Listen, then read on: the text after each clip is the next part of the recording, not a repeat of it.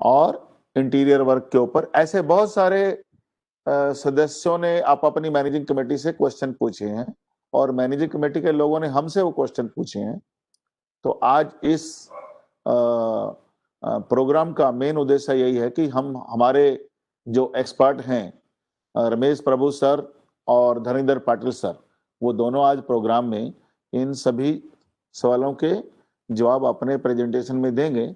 और जो क्वेश्चन फिर भी आपने पूछने हैं, जैसा जयवंत सर ने बोला है, वो प्रोग्राम के एंड के अंदर आप पूछ सकते हैं।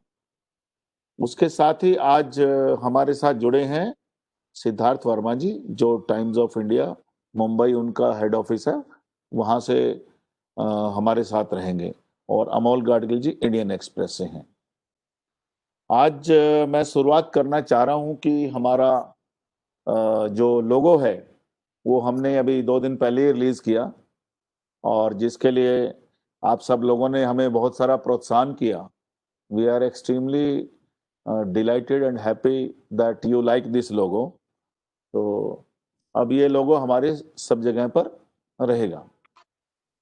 देखिए, हमारा जो जब हमने एजुकेशन सेंटर शुरू किया है, तो हमारा यह है कि हम पूरी स्टेट में हाउसिंग सोसाइटी तक कैसे पहुंचें, और ये जो एमसीएचएस का जो एजुकेशन एंड ट्रेनिंग सेंटर है, ये एक सोल्यूशन प्रोवाइडर बन जाए, ताकि जो भी हमारी डेली की समस्याएं हैं उनके लिए हमें जो है अपने डीआरसीएस या डीडीआर के पास ना जाना पड़े, और हम आपस में ही वो समस्याओं का समाधान एक दूसरे को दें। अब हमारा कॉन्सेप्ट क्या है बेसिकली, कि मेरी प्रॉब्लम मेरा ही सोल्यूशन है। इसका मतलब क्या हो गया, मेरी एक सोसाइटी की प्रॉब्लम है जिसका सोल्यूशन किसी दूसरी सोसाइटी ने ऑलरेडी किया हुआ है, तो मुझे जीरो बेस से इन्वेंट करने की जरूरत नहीं है। और मुझे जो है अपने फेलियर से नहीं सीखना। अगर पहले किसी ने किया है, वो 5 बार फेल होकर सक्सेसफुल हुए हैं, तो I have to learn from others failure. तो जो दूसरे लोगों ने फाइनली बेस्ट प्रैक्टिसेस अपनी सोसाइटी में कर ली हैं, वहां से हम सीखेंगे, और इसके लिए हमारे पास एक अच्छा संवाद होगा। जैसे जैसे सोसाइटी जुड़ती जा रही है, ये बढ़ता जा रहा है, हमारा ग्रुप बहुत बड़ा होता जा रहा है और पूरे महाराष्ट्र में फैलता जा रहा है। तो महाराष्ट्र के बाहर से भी जो लोगों की प्रॉपर्टी पुणे में, मुंबई में और शहरों में है, वो लोग भी हमें बाहर से जुड़ रहे हैं। तो इसके लिए ये एक अद्भुत प्लेटफॉर्म बन गया है, जिसका हम सब लोगों ने मिलकर के फायदा उठाना चाहिए। तो हमारी प्रॉब्लम, हमारे सोल्यूशन खुद हमें देने चाहिए। जैसे कि बहुत बार ये हम बात कर रहे थे कि इसका फाउंडेशन क्या है कोऑपरेटिव का, तो Maharashtra ownership flat and apartment at MOFA act जिसको बोलते हैं, एमसीएसएस, और जो भी उसमें रिवीजन हुए टिल डेट, और मॉडल बाइलॉज, इसी के बेस के ऊपर ही हमारा पूरा कार्यक्रम चलते रहेंगे। अभी तक हमने क्या किया, अभी हम आपको इन्फॉर्मेशन देते हैं, नॉलेज सब्जेक्ट के ऊपर देते हैं, हम एजुकेशन और ट्रेनिंग प्रोग्राम कंडक्ट करते हैं, और हमारे पास हमने एक्सपर्ट लोगों की कमेटी बनाई है जो गाइड करते हैं सोसाइटी को।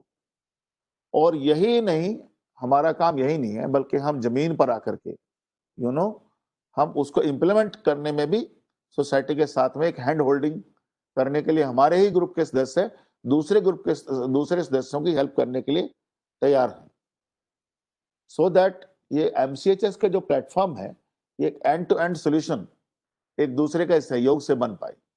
ये हमारा प्लान है।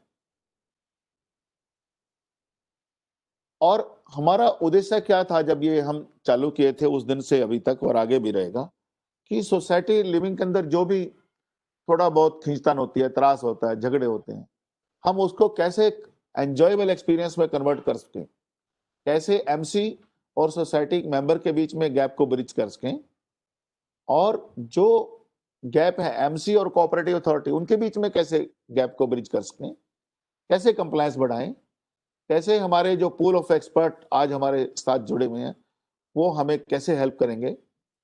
सोसाइटी जो है कंप्लायंस करे, चाहे वो एमसीएस एक्ट के अंडर हो या म्यूनिसिपैलिटी और स्टेट गवर्नमेंट के हो, क्योंकि कुछ चीजें, कुछ रूल जो हैं उन द्वारा भी लगाए गए हैं जो हमें इंडिपेंडेंटली फॉलो करने पड़ते हैं। तो हम एक सोसाइटी ने 100% कंप्लायंस की तरफ जाना है, यही इसका हमारा उद्देश्य है। और एक और जो सबसे बड़ा जो उद्देश्य है, और वो है कन्वेंस डीड और डीम्ड कन्वेंस के ऊपर। एक ही मुझे आज आर्टिकल डीडीआर साहब ने भेजा है, तो उसको भी हम सर्कुलेट करेंगे। और उसमें मैसेज ये आया कि अभी भी 90% सोसाइटी का अभी हस्तांतरण नहीं हुआ है, कन्वेंस डीड नहीं हुआ है। तो ये एक बहुत बड़ा पेन इशू है। ये हमारी प्रायोरिटी हमेशा रहेगी। एनवायरमेंट प्रोटेक्शन जो हमारे लाइफ को अफेक्ट करता है वो हमारी प्रायोरिटी रहेगी। बेस्ट प्रैक्टिसेस हमारी हम शेयर करेंगे एक दूसरे के साथ, और सोसाइटी के रिप्रेजेंटेटिव अपने आप में एक्सपर्ट बन जाएंगे, और हमारा एडमिनिस्ट्रेटिव इफेक्टिव, और एडमिनिस्ट्रेटिव को हम एक इफेक्टिव बनाएंगे, और उसके अंदर हम फाइनेंशियल इफेक्टिवनेस भी लाएंगे, और हम रिवार्ड एंड रिकॉग्निशन शुरू करेंगे, जिसकी पहली शुरुआत आज हम करने वाले हैं। जैसे प्रोग्राम में आगे बढ़ेंगे हम आपके साथ शेयर करेंगे। तो अभी हमने कुल मिलाकर के 17 चैंपियन की एक टीम बनाई है। वो टीम के अंदर जो है कुछ एक सब्जेक्ट है जिनको मैं क्विकली शेयर कर लेता हूँ।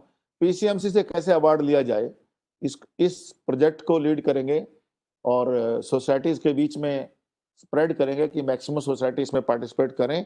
श्री किरण वडगामा जी जो हैं उनके एक्सपर्टीज हैं। नेटिव ट्री के प्लांटेशन के ऊपर हमारे अपने लड़के जो हैं जयवंत घोड़के जी हैं, जिन्होंने अभी तक इसको एक प्रोजेक्ट लेकर के पीसीएमसी में ड्राइव लिया, और आगे भी वो करते रहेंगे। और विशाल फिस्के जी जो एसटीपी डब्ल्यूटीपी मैनेजमेंट के ऊपर काम कर रहे हैं और करेंगे। एक he himself is environmentalist and an expert on the subject. Fire safety के लिए जैसा हमने पिछली बार प्रोग्राम किया था, वीरेंद्र बरोड़े सर, उनकी पूरी रीच है पूरे महाराष्ट्र में और पूरे इंडिया में। तो हम उनकी मदद से आप अपनी सोसाइटी के अंदर फायर सेफ्टी के अंदर इंप्लीमेंट करेंगे और कंप्लायंस इंश्योर करेंगे। सिविक इश्यूज के ऊपर सुदेश राजे जी हमारी मदद करेंगे, जैसे वाटर है, रोड्स है। और सोलर पावर के ऊपर सत्यम जी, जिन्होंने एक काफी बड़ा इनिशिएटिव लेके अपनी सोसाइटी में शुरू किया था, अभी he is now ready to lead this role and helping other societies. MSCDCL के इश्यूज जो हैं, I am already working with MSCDCL, और कुछ एक समस्याओं का समाधान हमें मिल रहा है, आगे बढ़ाएंगे। रेन वाटर हार्वेस्टिंग, परवीन फराद साहब हैं एलिमेंटा सोसाइटी से, जिनकी बहुत बड़ी सोसाइटी है, तो उनके अनुभवों का पूरा ग्रुप फायदा उठाएगा। ये क्या है मुझे मालूम नहीं। गार्बेज कंपोस्टिंग के ऊपर हमारी वैशाली गोरडे मैडम हैं, वो हमें हेल्प करेंगी। ग्रीन इनिशिएटिव ऑफ सोसाइटी, जिस प्रकार से हम इंडस्ट्री में ग्रीन इनिशिएटिव लेते हैं, वैसे हम सोसाइटी को कैसे ग्रीन इनिशिएटिव के साथ शुरू करें। जो नई सोसाइटी बन रही है उनके अंदर बहुत अच्छे से कर सकते हैं, जो पुरानी है उनके अंदर हम अटेम्प्ट कर सकते हैं। और कोविड-19 और हेल्थ से रिलेटेड जयवंत घोड़के सर हमारी मदद पहले से ही कर रहे हैं, और वो इसमें आगे बढ़ाएंगे। रिवार्ड एंड रिकॉग्निशन, इसके लिए मेरे साथ में और लोग भी हैं, सत्यम जी हैं, धर्मेंद्र पाटिल सर हैं, हम लोग इसको करके लेंगे।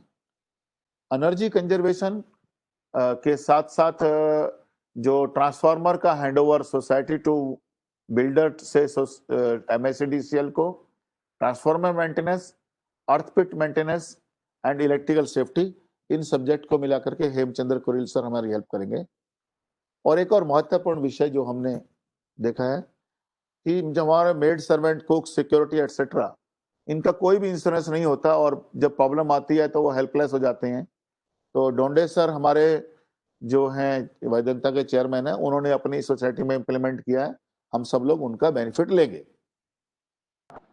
तो अभी तक हमने गर्ग सर एक ही मिनट में खत्म करो। 10th 11 और 12th मिस हो गए हमसे, 10 11 12 मिस हो गए हमसे। Oh sorry, thank you, thanks Jaywant ji. हाँ, हमने वेबसाइट एमसीएचएस का अपना इंडिपेंडेंट वेबसाइट और ई मैगजीन, इसके लिए हमारे हर्षद वेंगुलेकर सर ऑलरेडी इस सब्जेक्ट के ऊपर लगे हुए हैं, और हम इसको जल्दी ही निकाल के इसको पब्लिश करेंगे। प्लास्टिक वेस्ट एलिमिनेशन जो है सोसाइटी से परवीन फराद जी हमारी हेल्प करेंगे। और farmer to society co-op shop, ये सिद्धेश खेड़ेकर सर हैं, होराइजन के चेयरमैन है, वो हमें हेल्प करेंगे। अभी तक हमने जो काम किए हैं उनमें लगभग 32 प्लस हमने एजुकेशन प्रोग्राम कर दिए हैं और बहुत सारे प्रोग्राम हमारे पाइपलाइन में हैं। हमारे साथ बहुत ही रिनोन्ड एक्सपीरियंस फैकल्टी मेंबर हैं जो इस प्रोग्राम की, वेबिनार की और इस MCHS की फाउंडेशन ने अभी 17 चैंपियन लीड करने के लिए तैयार हैं। उन्होंने अपने अपने काम शुरू भी कर दिए हैं और हम लगभग बहुत सारे सोसाइटी के अंदर प्रोजेक्ट लेकर के ट्री प्लांटेशन का काम जयवंत जी की लीडरशिप में ऑलरेडी कर चुके हैं और उन्होंने टाटा ग्रुप और देवराई फाउंडेशन को भी जोड़ा है, देवराई फाउंडेशन और सोसाइटी को भी जोड़ दिया है। 7 सोसाइटी लगभग ऐसी हैं जिनको कि MSCDCL से उनके STP रनिंग की जो कॉस्ट है वो नए न्यू टैरिफ रिजीम में ला करके और उनको नया सेपरेट मीटर करा करके हमारा प्लान है कि उनकी STP maintenance cost on account of electricity from MSCDCL should come down by 50%। तो ये प्रोजेक्ट पाइपलाइन में है और बहुत जल्दी हम इसके ऊपर बताने वाले हैं। ये शुरुआत हो चुकी है already. Garbage composting already society ने शुरू कर दी है, रेन वाटर हार्वेस्टिंग किया है, सोलर पावर का भी अलग अलग स्टेज में सोसाइटीज हैं। ये सोसाइटी ने अपने आप ही ये ग्रुप में अपने इनिशिएटिव शेयर करेंगे तो हमें और अच्छा लगेगा। फायर एंड सेफ्टी का फिजिकल ट्रेनिंग भी सोसाइटी में हो चुका है। तो हमारा फाइनली मोटो क्या है? कंप्लायंस टू कोऑपरेटिव सिस्टम है, डेवलपिंग कोऑपरेटिव कल्चर है, फोकस ऑन एनवायरनमेंट है, हेल्थ एंड हाइजीन है, technology and innovation in society management, our problem, our own solution, developing core competence in society management, cost effectiveness in society management. Let's make it a mass movement.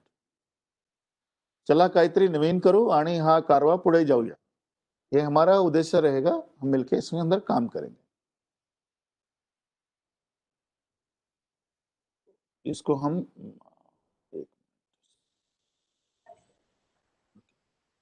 Thank you for this. Now I invite Siddharth. Siddharth sir आप हैं? Yes mister Siddharth sir, times of India से। हाय, good evening. Siddharth जी, अगर आप अपने बारे में introduce करेंगे और आज के प्रोग्राम के बारे में बताएंगे अपना वीडियो ऑन करके तो बहुत अच्छा होगा sir. Okay, sure.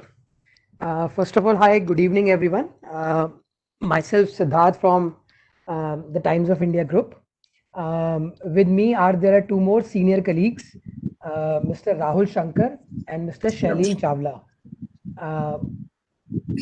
I think we all have switched on our respective videos. So just to give you a small brief on number one, who we are, and then what we'll talk about the newspaper as such. Myself, Siddharth, I take care of the marketing and brand communication for Times of India.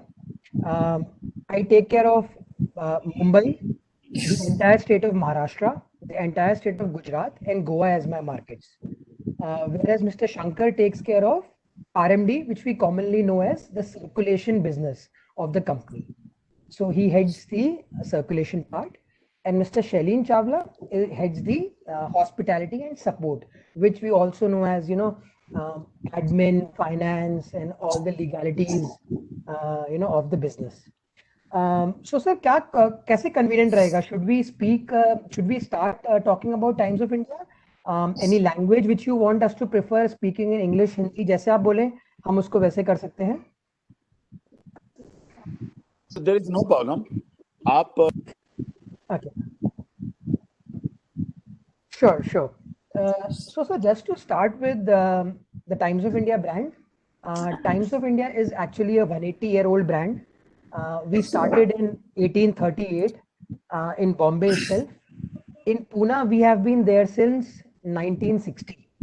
So, Pune में भी अब हमको यहाँ पे 60 साल हो गए हैं. कंपनी को 180 साल हो चुके हैं अभी तक.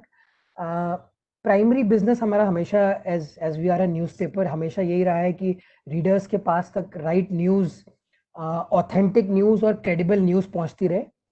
बट जैसे हमने बताया है कि न्यूज़पेपर के लिए न्यूज़ देना तो सबसे हाइजीनिक चीज़ है, बट अगर उसके अलावा भी हम अपने रीडर्स की लाइफ एनरिच कर पाएँ तो वो हमारा सबसे पहला मोटिव होता है।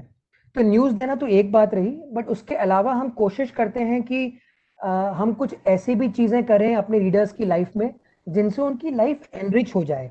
अब वो किसी कैंपेन के थ्रू हो सकती है, वो किसी इनिशिएटिव के थ्रू हो सकती है, और वो एक इंफॉर्मेशन के थ्रू भी हो सकती है। टाइम्स ऑफ इंडिया अपने आप को एक न्यूज़पेपर नहीं, एक व्यूज पेपर मानता है। न्यूज़पेपर और व्यूज पेपर में थोड़ा अंतर है। न्यूज़पेपर जैसे हम सब जानते हैं, न्यूज़पेपर कभी भी एक ब्रेकिंग न्यूज़ मीडियम नहीं रहा है। न्यूज़ जब भी आप देखेंगे वो हमेशा या तो टीवी पे ब्रेक होती है या सोशल मीडिया पे ब्रेक होती है। टाइम्स ऑफ इंडिया या किसी भी न्यूज़पेपर के लिए सबसे बड़ी बात यह है कि हम वो न्यूज़ को प्रॉपरली एनालाइज करके आपको उसके बारे में व्यूज और डिफरेंट तरीके के ओपिनियंस देते हैं, जिससे आप अपनी सोच के बारे में पता लगा सकते हैं कि मैं राइट विंग में हूं या मैं लेफ्ट विंग में हूं या मैं किस तरीके से सोचता हूं। तो सबसे बड़ा एक फायदा न्यूज़पेपर का पढ़ने का ये होता है कि आदमी अपने बारे में काफी कुछ चीजें जानता है, जो कि एक टेलीविजन या जो कि एक सोशल मीडिया में नहीं हो पाता है। दूसरी बात, जैसे हम अपनी नॉर्मल डेली भाषा में we use a word or we use a phrase which is black and white, कि if it is written in black and white it is true. शायद बहुत लोगों को नहीं पता होगा कि ब्लैक एंड व्हाइट जो टर्म है वो न्यूज़पेपर से निकल के आया है। मतलब ये है कि कोई सा भी newspaper, whether it is times of India और वेदर इट्स अदर न्यूज़पेपर, जब भी न्यूज़पेपर कोई न्यूज़ छापेगा वो पहले ये 100% मेक श्योर करेगा कि वो न्यूज़ ऑथेंटिक है। बिकॉज अनलाइक टेलीविजन और अनलाइक सोशल मीडिया, मैं वो चीज एक बार पब्लिक डोमेन में चली गई तो मैं उसको वापस नहीं खींच सकता हूँ। तो मेरे लिए वो बिल्कुल भी ऑप्शन नहीं है। मेरे लिए मेरे पास एक बहुत ही सेड और बहुत ही कन्फाइंड रियल एस्टेट है, मेरे जो 20 से 22 पन्ने होते हैं। तो मुझे कुछ भी जो न्यूज डालनी होगी, मुझे पहले मेक श्योर करना होगा कि वो न्यूज क्रेडिबल, ऑथेंटिक और 100% सच हो। अगर वो 99% भी सच होगी तो हम वो न्यूज यूजुअली अपने पेपर में नहीं छापते हैं। बिकॉज टीवी में आप कर सकते हैं, आप सोशल मीडिया में कुछ चीज डाल दो, अगर वो लगी कि गलत है, 100% वेरीफाइड नहीं है, तो आप कुछ टाइम बाद उसको अपनी वेबसाइट से या फेसबुक से निकाल दोगे, कोई फर्क नहीं पड़ेगा। बट टाइम्स ऑफ इंडिया तो और न्यूज़पेपर एक ऐसी चीज है कि आपके घर पे आ रहा है, अगर कुछ गलत चीज छप गई है तो वो आपके पास एज रिकॉर्ड है। तो न्यूज़पेपर की सबसे बड़ी बात यह है कि एक वो क्रेडिबल सोर्स ऑफ न्यूज का मीडियम है। ये तो रही पहली बात। दूसरी बात, लास्ट 3-4 महीने में स्पेसिफिकली पुणे और बॉम्बे से हमें बहुत सारी क्वेरीज आती हैं कि न्यूज़पेपर कितना सेफ है, कितना सेफ नहीं है, कोविड टाइम्स में हमको न्यूज़पेपर लेना चाहिए, हमें नहीं लेना चाहिए। तो आई एम श्योर आप सब लोग मेरा आंसर इस बारे में जानते होंगे कि मैं क्या बोलूंगा, बट इसके पीछे एक तर्क है, इसके पीछे लॉजिक है। मैं सिर्फ ये बात इसके लिए नहीं बोल रहा हूँ कि हम न्यूज़पेपर इंडस्ट्री से बिलोंग करते हैं, इसके लिए बात है, बट मैं आपको कुछ तर्क या कुछ लॉजिक या कुछ रीजनिंग दूंगा जिसके बाद आप लोग आपस में ही डिसाइड कर सकते हैं कि न्यूज़पेपर्स सेफ है कि नहीं है। सबसे पहली बात, एक न्यूज़पेपर का बिजनेस चलता है उसके रीडर्स के साथ। हमारे लिए readers are god to us. तो रीडर्स की सेफ्टी हमारे लिए बहुत इंपॉर्टेंट है। और हम ऐसे बिजनेस में हैं जहां पे कि सप्लाई चेन मैनेजमेंट, या जिसको लॉजिस्टिक्स बोलते हैं, जिसको ऑपरेशन बोलते हैं, जिसको डिस्ट्रीब्यूशन बोलते हैं, वो हमारे लिए बेहद इंपॉर्टेंट है। उसके बिना हमारा काम नहीं चलेगा। बिकॉज हम पेपर छाप तो दें, बट हमारी जो ये चेन है फ्रॉम प्रेस से लेके एक वेंडर से लेके एक डिलीवरी बॉय से लेके एक रीडर, अगर इस पूरी चेन का हम ध्यान नहीं रखेंगे तो पक्की बात है कि हमारे थ्रू या किसी के भी थ्रू कोई सी भी बीमारी कुछ भी पहुंच सकती है। सो जो भी कंपनी इस बिजनेस में है जहां पे कि 3-4 लोग इन्वॉल्व हैं एक प्रोडक्ट को एक घर तक पहुंचाने में, उनका सबसे पहला इन्वेस्टमेंट अभी इसी में जा रहा है कि अपनी जो वो चेन है, अपना जो डिस्ट्रीब्यूशन नेटवर्क है, उसको एकदम हाइजीनिक, एकदम कोविड प्रूफ किया जाए। सारी कंपनीज अभी बैठ के उसमें इन्वेस्ट कर रही हैं, नॉट जस्ट न्यूज़पेपर, बट अगर आप स्विगी, जोमैटो, अमेजॉन जिसकी बात करें, सब वही कर रहे हैं। सब जाके उसमें अभी उसमें इन्वेस्ट कर रहे हैं ताकि किसी भी रीडर को, किसी भी कंज्यूमर को प्रॉब्लम ना हो। Coming back specifically to our newspaper industry, हमारी जो प्रेस है, प्रिंटिंग प्रेस है, हम न्यूज़पेपर पूना में 2 जगह से पहुंचता है। एक तो भवसारी प्रेस है और एक आपकी एरोली प्रेस है। इन दोनों प्रेस से एक तो वहां से सब कुछ सैनिटाइज होके निकलता है, वहां से सब कुछ प्लास्टिक रैप होके निकलता है, और कोई बीच में ह्यूमन इंटरवेंशन नहीं होती है। जो आपकी पहली ह्यूमन इंटरवेंशन होती है वो होती है वेंडर लेवल पे, मतलब जहां जहां पे आपके डिपोज लगे हुए हैं, जहां पे पेपर्स पहुंचते हैं, times of India, Hindustan times, सकाल, पुढ़ारी, इंडियन एक्सप्रेस, हम सब एक जगह पहुंचते हैं। वहां पे भी पूरी नियमता बरती जाती है कि किसी भी पेपर को बहुत ज्यादा हाथ ना लगाना पड़े, एक वेंडर को डायरेक्टली उसकी गड्डी या उसका पैक पकड़ा दिया जाए जिससे कि वो लेके आगे बढ़े। अगला लेवल होता है आपका डिलीवरी बॉयज का। बहुत बहुत डिलीवरी बॉयज का भी हम लोगों ने, सारे डिलीवरी बॉयज का हमने चेकअप कराया हुआ है, कोविड टेस्ट हम कराते रहते हैं, उनका एंटीबॉडीज टेस्ट भी हम कराते हैं कि अगर एंटीबॉडीज एक बार उनमें आ गए हैं तो अगले 3 महीने तक कोई प्रॉब्लम नहीं है। अपार्ट फ्रॉम टेस्ट, हम लोगों ने उनको वेल सैनिटाइज मास्क और ग्लव्स दिए हुए हैं। नंबर 3, वो आपके डोर पे आके न्यूज़पेपर रख के जाएगा, आप लोगों के हाथ में कुछ डालेगा नहीं, आपकी बेल नहीं बजाएगा। सबसे इंपॉर्टेंट बात जो कि चौथी बात है, हमारा जो प्रोडक्ट है न्यूज़पेपर वो एल्कलाइन इन नेचर है। कहने का मतलब ये है कि उसके ऊपर जो इंक है, जिसपे जो छपाई वाली इंक है, वो एल्कलाइन होती है। एल्कलाइन का मतलब ये है कि उसके अंदर ऑलरेडी स्पिरिट्स और एल्कोहल मौजूद है। अगर उसके ऊपर मानिए कभी कुछ इन्फेक्शन, वायरस या बैक्टीरिया आता भी है, तो वो चीज विद इन मिनटों में, अभी कितना मिनट है एग्जैक्टली वो WHO ही नहीं बताया हुआ है, बट विद इन 3-4 मिनट वो चीज गायब हो जाती है। बिकॉज आपके उसके अंदर ऑलरेडी जो पदार्थ आप लोग यूज करते हैं सैनिटाइजेशन के लिए, उसके लिए वो ऑलरेडी यूज होता है। यही सेम चीज नोट्स में भी होती है। जो आपके करेंसी नोट्स आप यूज करते हैं, 10 रुपए का नोट, 50 रुपए का नोट, किसी भी चीज के ऊपर अगर इंक से कुछ छपाई की गई है तो इंक के अंदर ऑलरेडी आपके पास, आप कोई ऐसा केस नहीं देखेंगे, not just in this country but any country if I may go to, जहां पे न्यूज़पेपर या करेंसी नोट या रुपया, डॉलर, पाउंड यूज करने की वजह से किसी को कोरोना या किसी को कोई से भी बीमारी फैली हो। अभी कुछ दिनों पहले हमको एक और इंफॉर्मेशन दी गई थी कि RBI ने सब लोगों को बोला है कि करेंसी नोट्स यूज ना करें, प्लास्टिक मनी यूज करें, क्रेडिट कार्ड यूज करें, ताकि कोरोना ना फैले। वो बात सही है।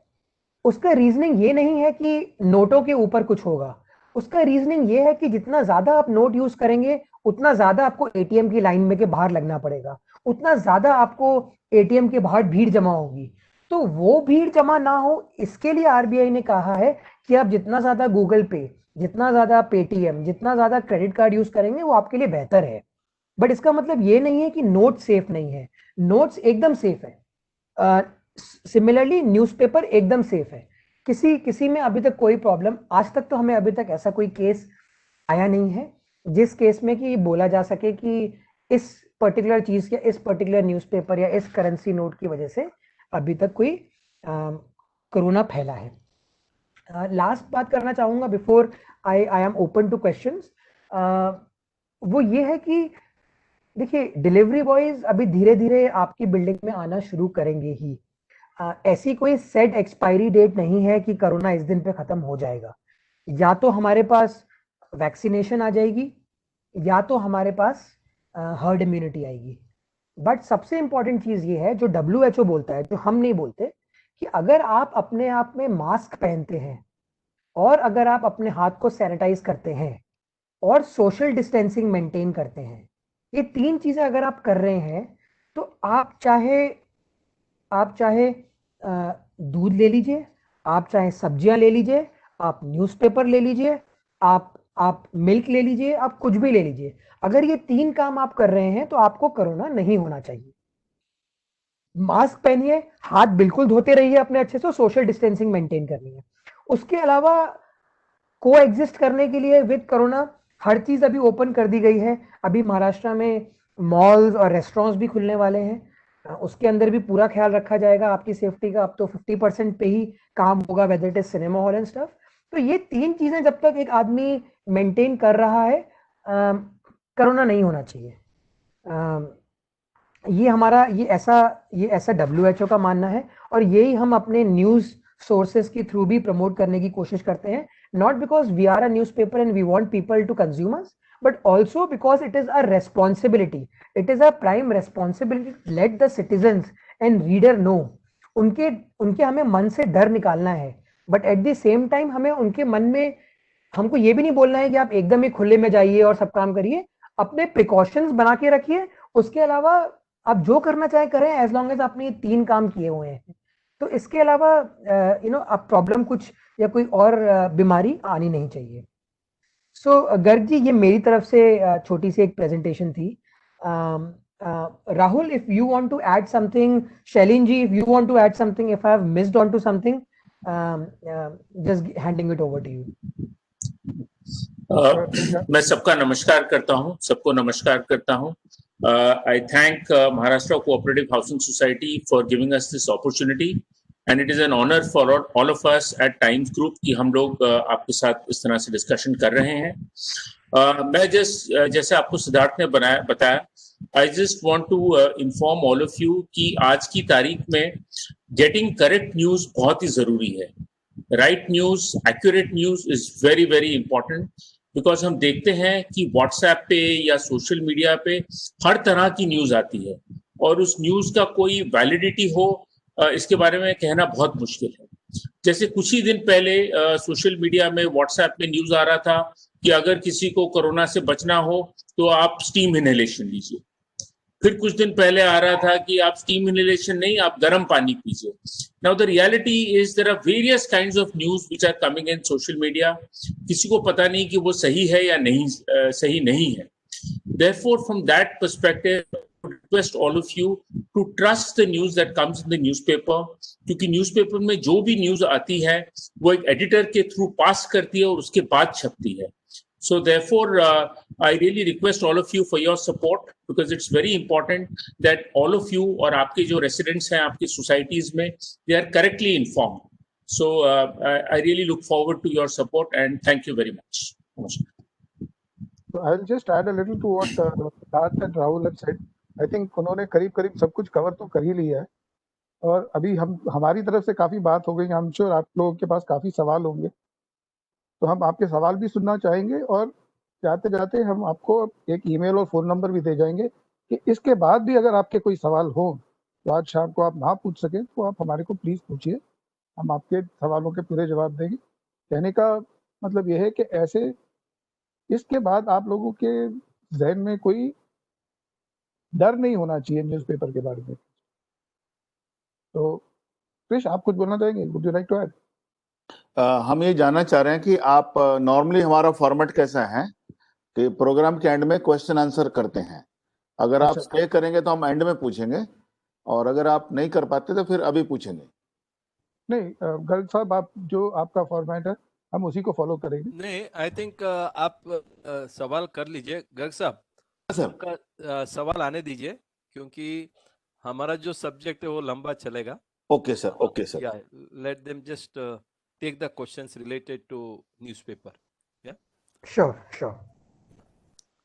The first question which normally people ask, Siddharth, ji, is that the newspaper changes the hand of many people from the production center to the distributor, then various vendors come, and then there is when it is changing so many hands, and any one of may be connected with the virus, and then it may come to reader or to the compound of the society.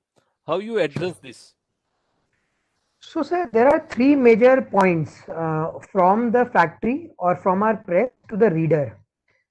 It is the person at the press who is sort of uploading it into the truck. It is the vendor. It is the delivery boy. So there are 3 people. Now at my press, the guy is my employee.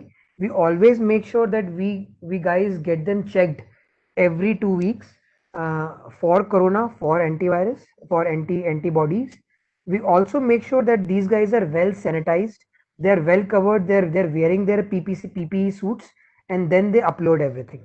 Now coming to the external factors of vendors and delivery boys. Sir, as I said, newspaper as a product is alkaline in nature.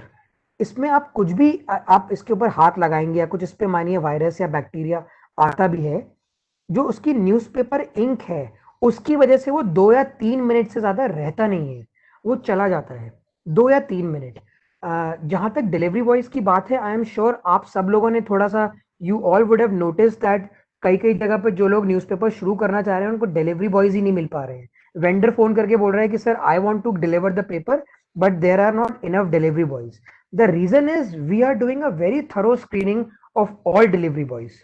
अगर वो delivery boys ने हमें अपनी covid report या antibody report submit नहीं करी है तो हम उसको as a delivery boy use नहीं कर रहे हैं.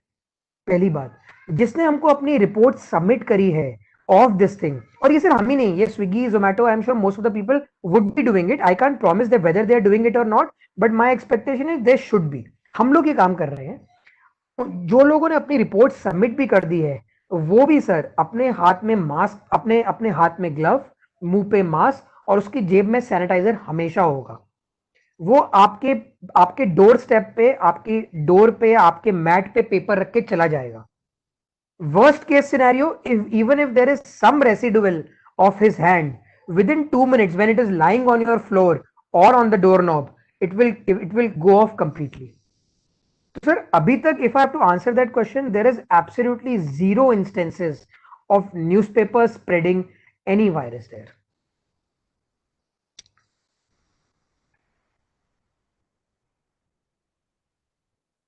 Thank you Siddharth sir. और कोई सवाल रहेंगे तो they can ask the question to Siddharth sir and their teammates.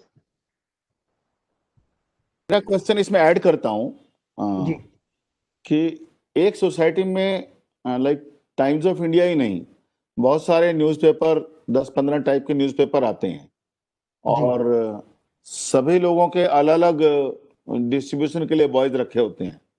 तो वो डिसिप्लिन कैसे ओवरऑल आएगा, वो मन में से कैसे फियर जाएगा? ये सर यूजली वेंडर और बॉयज सेम रहते हैं, हम लोग अलग नहीं रखते हैं. जो सारे, अगर आप देखेंगे, एक ही जो 2-3 वेंडर, जो एक आपका डिलीवरी बॉय आता होगा आपकी बिल्डिंग में, वो सिर्फ टाइम्स ऑफ इंडिया लेके नहीं आता है, वो बाकी पेपर्स भी लेके आता है. बिकॉज वेंडर के पास इतने लोग हैं नहीं कि वो टाइम्स ऑफ इंडिया के लिए अलग डिलीवरी बॉय रखे, सकाल के लिए अलग डिलीवरी बॉय रखे, महाराष्ट्र टाइम्स के लिए अलग रखे. सो आपके बॉयज गिने चुने मार्केट में वही हैं जितने हैं जो सब यूज करते हैं. सेम वेंडर के साथ भी ऐसा है. अगर आप किसी वेंडर के पास जाएंगे, अगर आप जाएंगे बानेर में जो आपकी यूनिवर्सिटी रोड है आउंद की, वहां पे टर्निंग पे एक वेंडर बैठा होगा और उस वेंडर के पास सारे पेपर होंगे और जो 4 या 5 डिलीवरी बॉयज वो रखेगा वेंडर अपने वहां से, वही सेम अपनी सारी की सारी पैक उठा के लेके जाएंगे. उस पैक में यूजुअली 100 टाइम्स ऑफ इंडिया होते हैं, कुछ सकाल होते हैं, कुछ पुडारी होता है, कुछ एचटी होता है, कुछ इंडियन एक्सप्रेस होता है, महाराष्ट्र टाइम्स, इकोनॉमिक टाइम्स. तो आपके वेंडर और डिलीवरी बॉय सेम ही हैं. और सारी कंपनीज अपने प्रेस में यह भी काम कर रही हैं because at the end everyone wants the consumer और the end reader to be safe. तो फैक्ट्रीज सबकी सैनिटाइज्ड हैं, फैक्ट्रीज में किसी के कोई इशू नहीं है. और जो ये एक्सटर्नल फैक्टर या एक्सटर्नल डिलीवरी चेन है वो सब लोग सेम ही यूज कर रहे हैं. आई एम श्योर हमारे इंडियन एक्सप्रेस से कलीग्स भी बैठे हैं, वो भी आई थिंक ये बात वाउच करेंगे कि हम सब लोग ये मेक श्योर कर रहे हैं कि आपके पास जो डिलीवरी बॉयज या जो लास्ट माइल जिसको हम बोलते हैं, वो लास्ट माइल का जो बंदा है वो एकदम सेफ होना चाहिए आपके पास पहुंचने के लिए.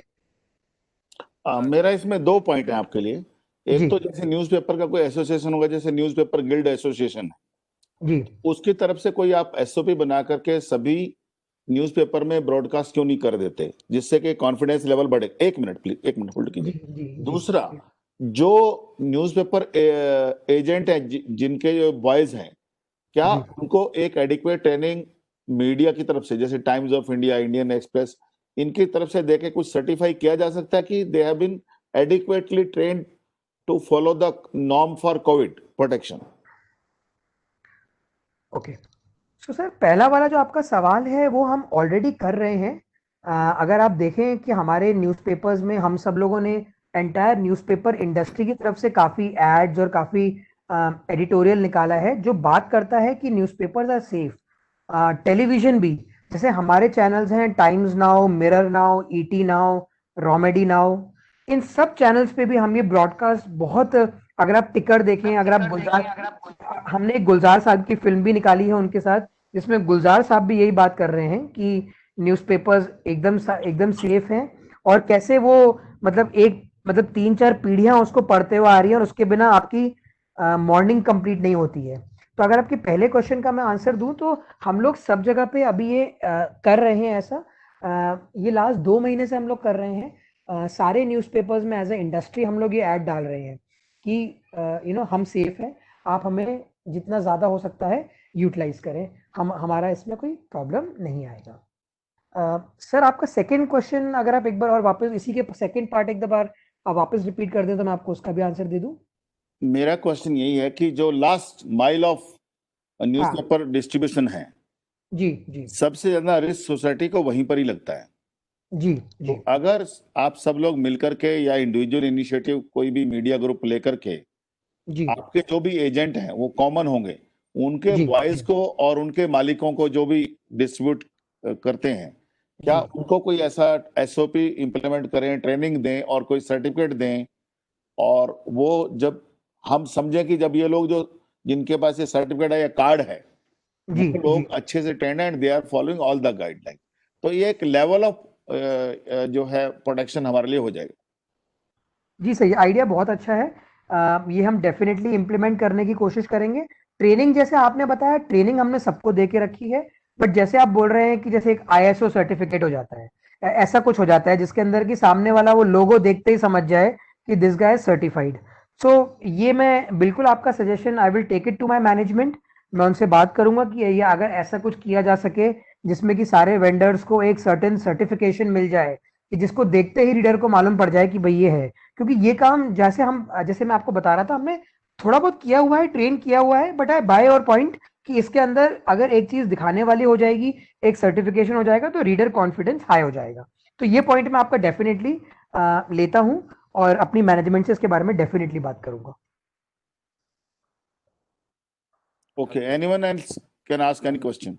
Yeah, Garg sir, I want to ask. I am asking. I am Dinesh Kapoor from Greens Maple Building, Chergaon. I want to ask a question to the Garg, to the Siddharth sir. Just on the second point, जो Garg sir ने पूछा था कि उनके security के जो last जो delivery boy आता है, उन्हीं के बारे में सोसाइटीज को बहुत बड़ा इशू होता है। और इसी पॉइंट पे मेरे को एक और एडिशन करना है। सबसे बड़ा प्रॉब्लम है कि जब भी डिलीवरी बॉय, जैसे एजेंसी को डिलीवरी बॉय को अपॉइंट करती है, तो वो delivery boy is very low salaried person होता है वो। इसकी वजह से उनके पास में जो डिलीवरी बॉय जो टिकते नहीं है, बहुत फ्रीक्वेंटली चेंज होते रहते हैं। और इसकी वजह से उनको जो आई कार्ड्स देने का जो सिस्टम रहता है, क्योंकि बड़े बड़े सोसाइटीज में क्या होता है, इनको आई कार्ड्स के बिना अंदर नहीं जाते। हमारी भी 600-700 की सोसाइटी है, हम भी उनको आने नहीं देते हैं। सो उनका हमको यही रिक्वेस्ट रहता है कि आप हमारे कंपनी का आई कार्ड ले लो और उसको आप कोई भी आदमी को छोड़ते जाओ। तो सिक्योरिटी पॉइंट ऑफ व्यू से हमको, जैसे अभी गर्ग साहब ने बोला कि आप एसोसिएशन में एक बना के अगर उनको आप अपॉइंट करते हो, तो ये बहुत बेनिफिशियल है। गर्ग साहब के ही पॉइंट को मैं आगे बढ़ाता हूँ। इतना बेनिफिशियल पॉइंट रहेगा कि हर एक बंदा जो भी डिलीवरी बॉय रहेगा, वो एक ट्रेंड रहेगा, उसको एक अच्छा सैलरी रहेगा, उसको भी एक अच्छा एम्प्लॉयमेंट मिल जाएगा उसको।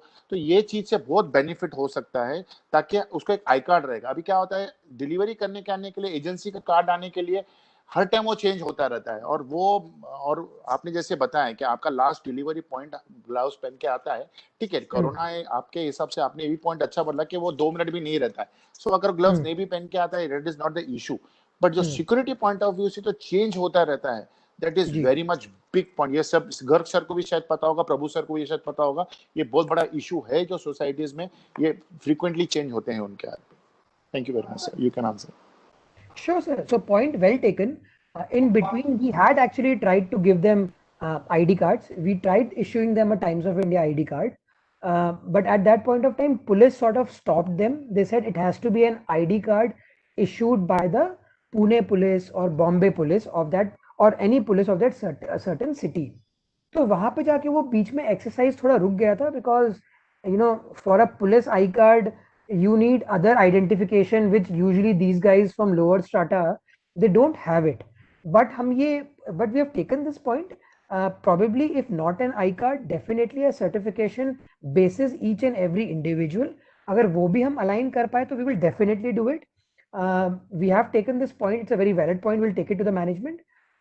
Just to make you guys feel a little more secure about these guys, as I was telling, reports across the country are saying that the immunity or the antibodies present in lower strata of the country is far higher compared to the middle class and the upper class, because their immunity is extremely strong.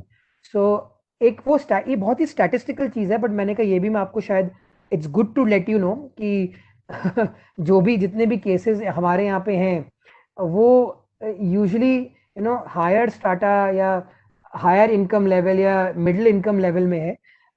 काफी जगह मैंने ऐसे सुना है जब बोला जाता है कि अगर मेड्स ओपन कर दी जाएंगी तो और फैलेगा because they come from slums and everything, but Indian research tell something otherwise.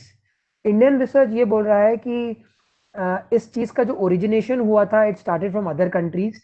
जो वेल ट्रैवल्ड लोग हैं वो लोग ये चीज लेके आए थे at initial level, and when they started meeting people in their peer group तो ये उस पर्टिकुलर स्ट्राटा में ज्यादा फैला है।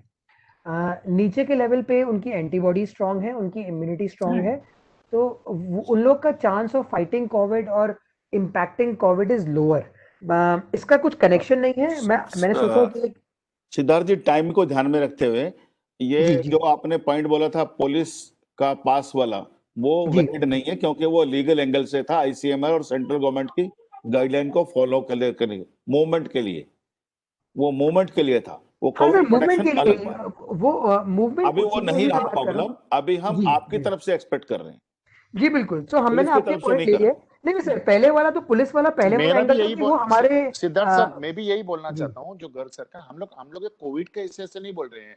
अभी जैसे जी। आप गर्ग सर ने एक बताया था कि आप लोग एक एसोसिएशन बनाएंगे, आपका एक पूरा कॉमन, क्योंकि आपका पेपर टाइम्स ऑफ इंडिया भी एक ही एजेंसी दे रहा है, सकाल भी एक जी। ही एजेंसी दे रहा है, लोकमत भी एक ही एजेंसी दे रहा है, वो 100 जितने भी पेपर्स हैं वो एक ही। मेरे घर में टाइम्स ऑफ इंडिया आता है, सकाल आता है, सो मेरे को एक ही वेंडर दे रहा है, ठीक जी, है जी। सर। आप लोग एक जो डिलीवरी बॉय को एक सेंट्रलाइज कर देंगे तो उनको एक आई कार्ड मिल जाएगा जो सोसाइटी में एंट्रेंस होने के लिए सोसाइटी, क्योंकि देखो सबसे बड़ी देखें, आप देखेंगे ना कि जो इंडिविजुअल छोटे छोटे सोसाइटी में जो चोरियां होती हैं, जो छोटी जी, छोटी जी। चोरियां होती हैं, घर खुला है, पेपर वाला आ गया, मोबाइल गुम हो गया, लैपटॉप गुम हो गया, these are the things happening. ये होता है क्योंकि मैं पहले छोटी सोसाइटी में रहता था, अभी बड़े सोसाइटी में आया हूँ, only for the security purpose. आप ये हमारे ड्रॉप करके जाते हैं पेपर, पर ये डिलीवरी बॉयज के पास में अगर ये I card, genuine I card रहेगा, जैसे एक वेल आई कार्ड रहेगा, सो हम लोग अभी कहते हैं एजेंसी क्या बोलती है कि हमारे तो बंदे चेंज होते रहते हैं, सो हम लोग उसको, आपको हमारा एक स्टैंडर्ड आई कार्ड रहेगा, आप वो कोई भी उसको छोड़ दो, पर जो आने वाला आदमी है वो he is genuine or not, that we don't know ना। नहीं सर, Being ये the पॉइंट आपका chairman, we have well taken this point sir. ये पॉइंट हम लोग आपका एग्री कर रहे हैं and we will take it to the management. ये this point has been well taken. It is not for a Times of India as you said, it is Indian Express भी बैठा है, जो भी है, जी, जी, ये बिल्कुल। सब लोग आप इंक्लूड करेंगे तो ये बेनिफिशियल सब सोसाइटी को होगा इस चीज का। Point well taken sir, point taken. Thank you Siddharth ji last में whatever final initiative you decide, if you can जी। share us, we will share our email ID to you, then we जी। can publish on our groups. Sure sir. So अभी after this meeting me, Rahul, Shailin, we all will group together और हम लोग इस पे एक बार बात कर लेंगे, और जो भी इंफॉर्मेशन, जो भी हमारे पास मटेरियल पड़ा है which is helpful for the entire platform and the members of this platform, हम लोग वो शेयर डेफिनेटली करेंगे इस ग्रुप पे आपके साथ। और ये पॉइंट जैसे आपने मुझे बताया है, we have taken this point, जितनी जल्दी हम इसके ऊपर एक्शन कर पाएंगे हम इसके ऊपर फास्ट काम शुरू करेंगे। Thank you, sir. Thank you. Thank you. Thank you very much Yeah. Sir. Santosh Mohite question पूछना है, संतोष मोहिते साहब। I'll just add one small thing to what Siddharth said. मैंने इस चैट ग्रुप में अपना ईमेल और फोन नंबर छोड़ दिया है। अगर कुछ क्वेश्चन आप अभी ना पूछ सकें क्योंकि टाइम कम है, तो आप मुझे प्लीज ईमेल कर सकते हैं या फोन व्हाट्सएप कर सकते हैं। ऑल्सो अगर कोई आपकी स्पेसिफिक कॉलोनी के बारे में क्वेश्चन है कि कुछ आपकी कॉलोनी में कोई डिलीवरी बॉय के साथ कुछ इशू है या वेंडर के साथ इशू है, कोई स्पेसिफिक इशू है, तो आप वो भी मुझे आप ईमेल या व्हाट्सएप कर सकते हैं। मैंने आप वो डिटेल इस चैट पे ऑलरेडी डाल दी है। Last but not the least, हमारा टाइम्स ऑफ इंडिया में एक पेज है जिसको हम TOI माई सिटीजन माई स्पेस पेज बोलते हैं। ये पेज जो TOI पूना एडिशन में है, ये है ही RWAs और रीडर्स का क्वेरी जानने के लिए, यूजर जनरेटेड कंटेंट पे डेडिकेटेड है ये पेज, जो हफ्ते में एक बार आता है। So not just Covid related, अगर आपकी और भी कोई क्वेरी है जो काफी टाइम से विद PMC या विद अथॉरिटीज जो अभी तक सॉल्व नहीं हो पा रही है, you can write in to us. हम आपको एक ईमेल आईडी दे देंगे, आप उसमें हमें लिखिए। और जहां जहां तक कोई, ये पूना का स्पेसिफिकली मैं बोल रहा हूँ बिकॉज ये पेज TOI में और किसी एडिशन में नहीं है, ये पेज सिर्फ पूना में है। जो हमारे एडिटर हैं उनको लगता है कि it is very important that हम लोग अपने RWAs की राय, ओपिनियन या उनके वो क्या सोचते हैं जाने। ये पेज इसीलिए शुरू किया गया था 1.5 साल पहले और ये पेज काफ़ी अच्छा चल रहा है।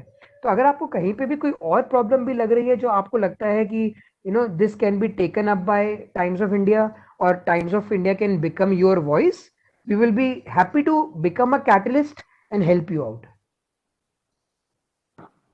Thank you sir, thank you very much. Santosh sir, thank you. Pankaj Mohite, उसके बाद अश्विन शेट्टी।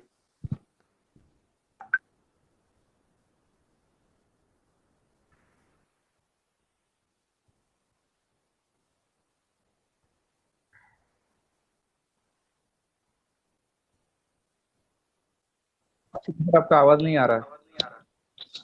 हेलो। हाँ बोलिए सर। गर्ग साहब, I have a question for Siddharth. Hello. Ask him directly, sir. Yes, please. Yes, Yeah, please. Siddharth, I am Ashwin Shetty. We have a society comprising of nearly 300 residents in Dahisar. Okay. You just said, few minutes back that the newspaper which is, have this chemical ingredients. So The newspaper ink. Ink, yes, ink, which are chemical based or whatever it is. Yes. It does not, allow the virus to stay there for more than 2 to 3 minutes. Ji. And उसके बाद आपने you went on to further say that currency में भी जो ink लगते हैं उसमें भी ये problem नहीं आता है. But as far as the understanding goes, we all are saying that all are promoting cashless transactions.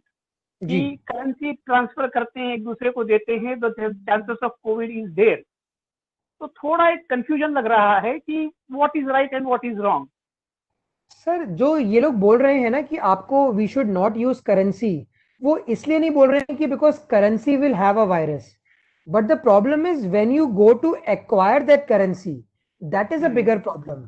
क्योंकि अगर आपको करेंसी यूज करनी है तो आपको हर 3-4 दिन में या कुछ टाइम में एक एटीएम में जाना पड़ेगा, आपको एटीएम से पैसे निकालने पड़ेंगे. जैसा अभी आप वेंडर के पास कोई पेमेंट करते हो जी, पीपल प्रमोट कि भाई आप है ना उसको पेटीएम से करिए या फिर ऑनलाइन ट्रांजैक्शन करिए, ताकि आपका उसके साथ ताकि आपका उसके साथ कोऑर्डिनेशन ना हो और आप उसके साथ एकदम कम से कम टाइम बिताएं. जो आजकल सारे लोग ये कॉन्टेक्टलेस डिलीवरी की बात कर रहे हैं ना, वो कॉन्टेक्टलेस डिलीवरी हो ही तभी सकती है जब आप प्लास्टिक मनी यूज करेंगे और करेंसी नहीं.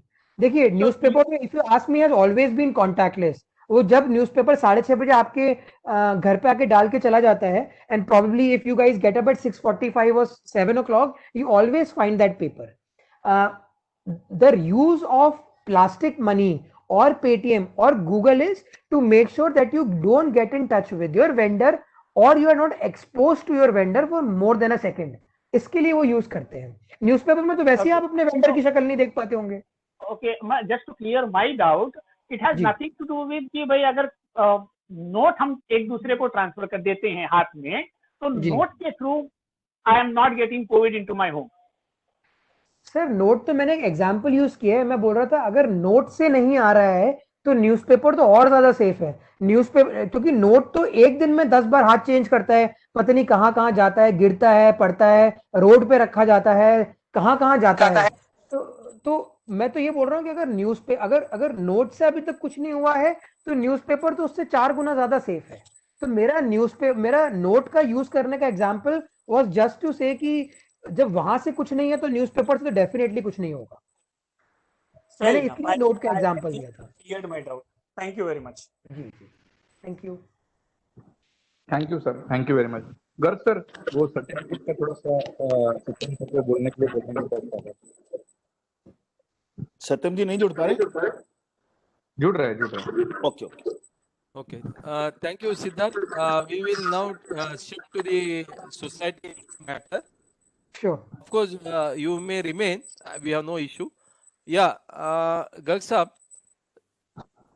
सर, हम एक का टाइम ले रहे बीच में. हम लोगों ने कुछ MCHS की तरफ से सर्टिफिकेट ऑफ रिकॉग्निशन बनाए हैं. तो वो हम आप और धनेंद्र पाटिल सर जिन्होंने ऑथराइज किया उन सर्टिफिकेट को, आपकी प्रेजेंस में उनको लोगों को शेयर करना चाहते हैं। जरूर जरूर करिए, नो प्रॉब्लम। सत्यम जी, जयवंत जी, सत्यम जी हैं? Yes sir, yes sir. हाँ सत्यम जी, आप शेयर कीजिए पहले इस इनिशिएटिव। ओके सर, प्रभु सर ज़्यादा टाइम नहीं लेंगे। ओके, महाराष्ट्र सरकारी गृह निर्माण संस्था शिक्षण और प्रशिक्षण केंद्र जो इस लॉकडाउन में स्टार्ट हुआ है, और हमारी सोच यही है कि सबको जोड़ना। आपको मालूम होगा कि महाराष्ट्र के शहरों में बड़ी आबादी सोसाइटियों में रहती है और सारी सोसाइटी को क्या क्या प्रॉब्लम आती है। इसके लिए लगभग गर्ग सर ने बताया कि 32 प्रोग्राम आज तक हो चुके हैं, और अपने अपने एरिया के दिग्गज लोगों के साथ हम सारे मुद्दों पे प्रोग्राम कर रहे हैं और आगे भी इस तरह करते रहेंगे।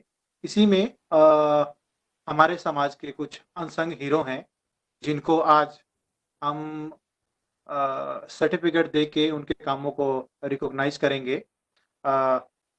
सबसे पहले कंपोस्ट के लिए स्वाति कोडे पलाश सोसाइटी से, विशाल फिश के लैटिट्यूड सोसाइटी, डॉक्टर वैशाली गोडे Florencia society, Prem Kumar शादापुरी ओरिजोन society से, और सिद्धार्थ नायक रोजलैंड सोसाइटी से। ये 5 लोग जो कंपोस्ट के लिए बहुत अच्छा काम किया है। अपने ही सोसाइटी में कंपोस्ट हो, जितने भी कचरे और गार्बेज से सारे निकलते हैं उनसे कंपोस्ट और बनाते हैं, और उसको फ्री ऑफ कॉस्ट फार्मर या जिनको भी यूज है उनको दे रहे हैं। कुछ चार्जेबल ही है, बहुत मिनिमम पैसे में। सेकंड है कोविड-19 के लिए इस बार जो मार्च में लॉकडाउन हुआ, तो हमारे जो डॉक्टर वैशाली गोडे हैं उन्होंने WHO और बहुत सारे गाइडलाइंस को लेते हुए एक गाइडलाइंस बनाई थी जो सारे पुणे में लगता है सर्कुलेट हो गया, और जितनी भी सोसाइटी है उनके कम्युनिटी को उससे बहुत बेनिफिट हुई। और तीसरा है हमारा ग्रीन प्लांटेशन, जो हमारे जो अभी शो ऑर्गेनाइजर हैं जयवंत गोडजे जी पार्क स्ट्रीट के, ये लगभग अभी 13,000 पेड़ लगा चुके हैं सोसाइटियों से साथ मिलके। तो हम सब इनका मिलके इन सबको इनके कामों को रिकॉग्नाइज करेंगे। धन्यवाद।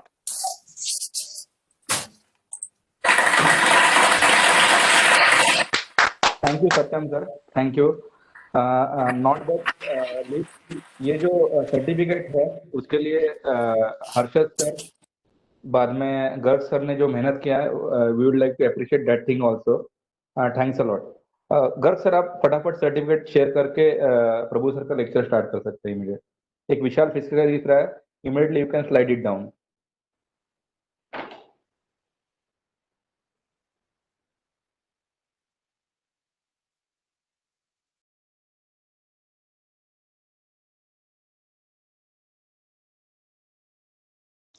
प्रभु sir, you can start, sir, right now. Yeah. Thank you very much. Congratulations to each one of you for getting such a wonderful certificate. 1 second sir, मैं सर्टिफिकेट शेयर कर रहा हूँ। या जरूर। ये दिख रहा है अभी? या दिख रहा है। Yes sir. वैशाली गोरडे, स्वाति गोरडे, सिद्धार्थ नायक, प्रेम कुमार सदातपुरी,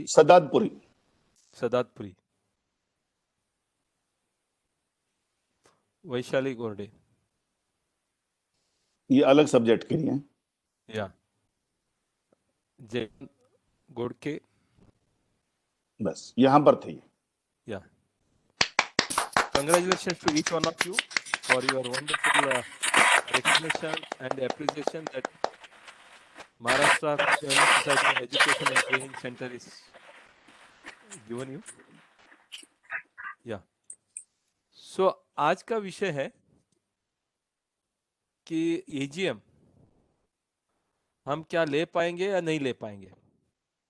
तो आप जितने भी गवर्नमेंट का डायरेक्शन देखेंगे, किधर भी ये बताया नहीं है कि आप जनरल बॉडी नहीं ले सकते।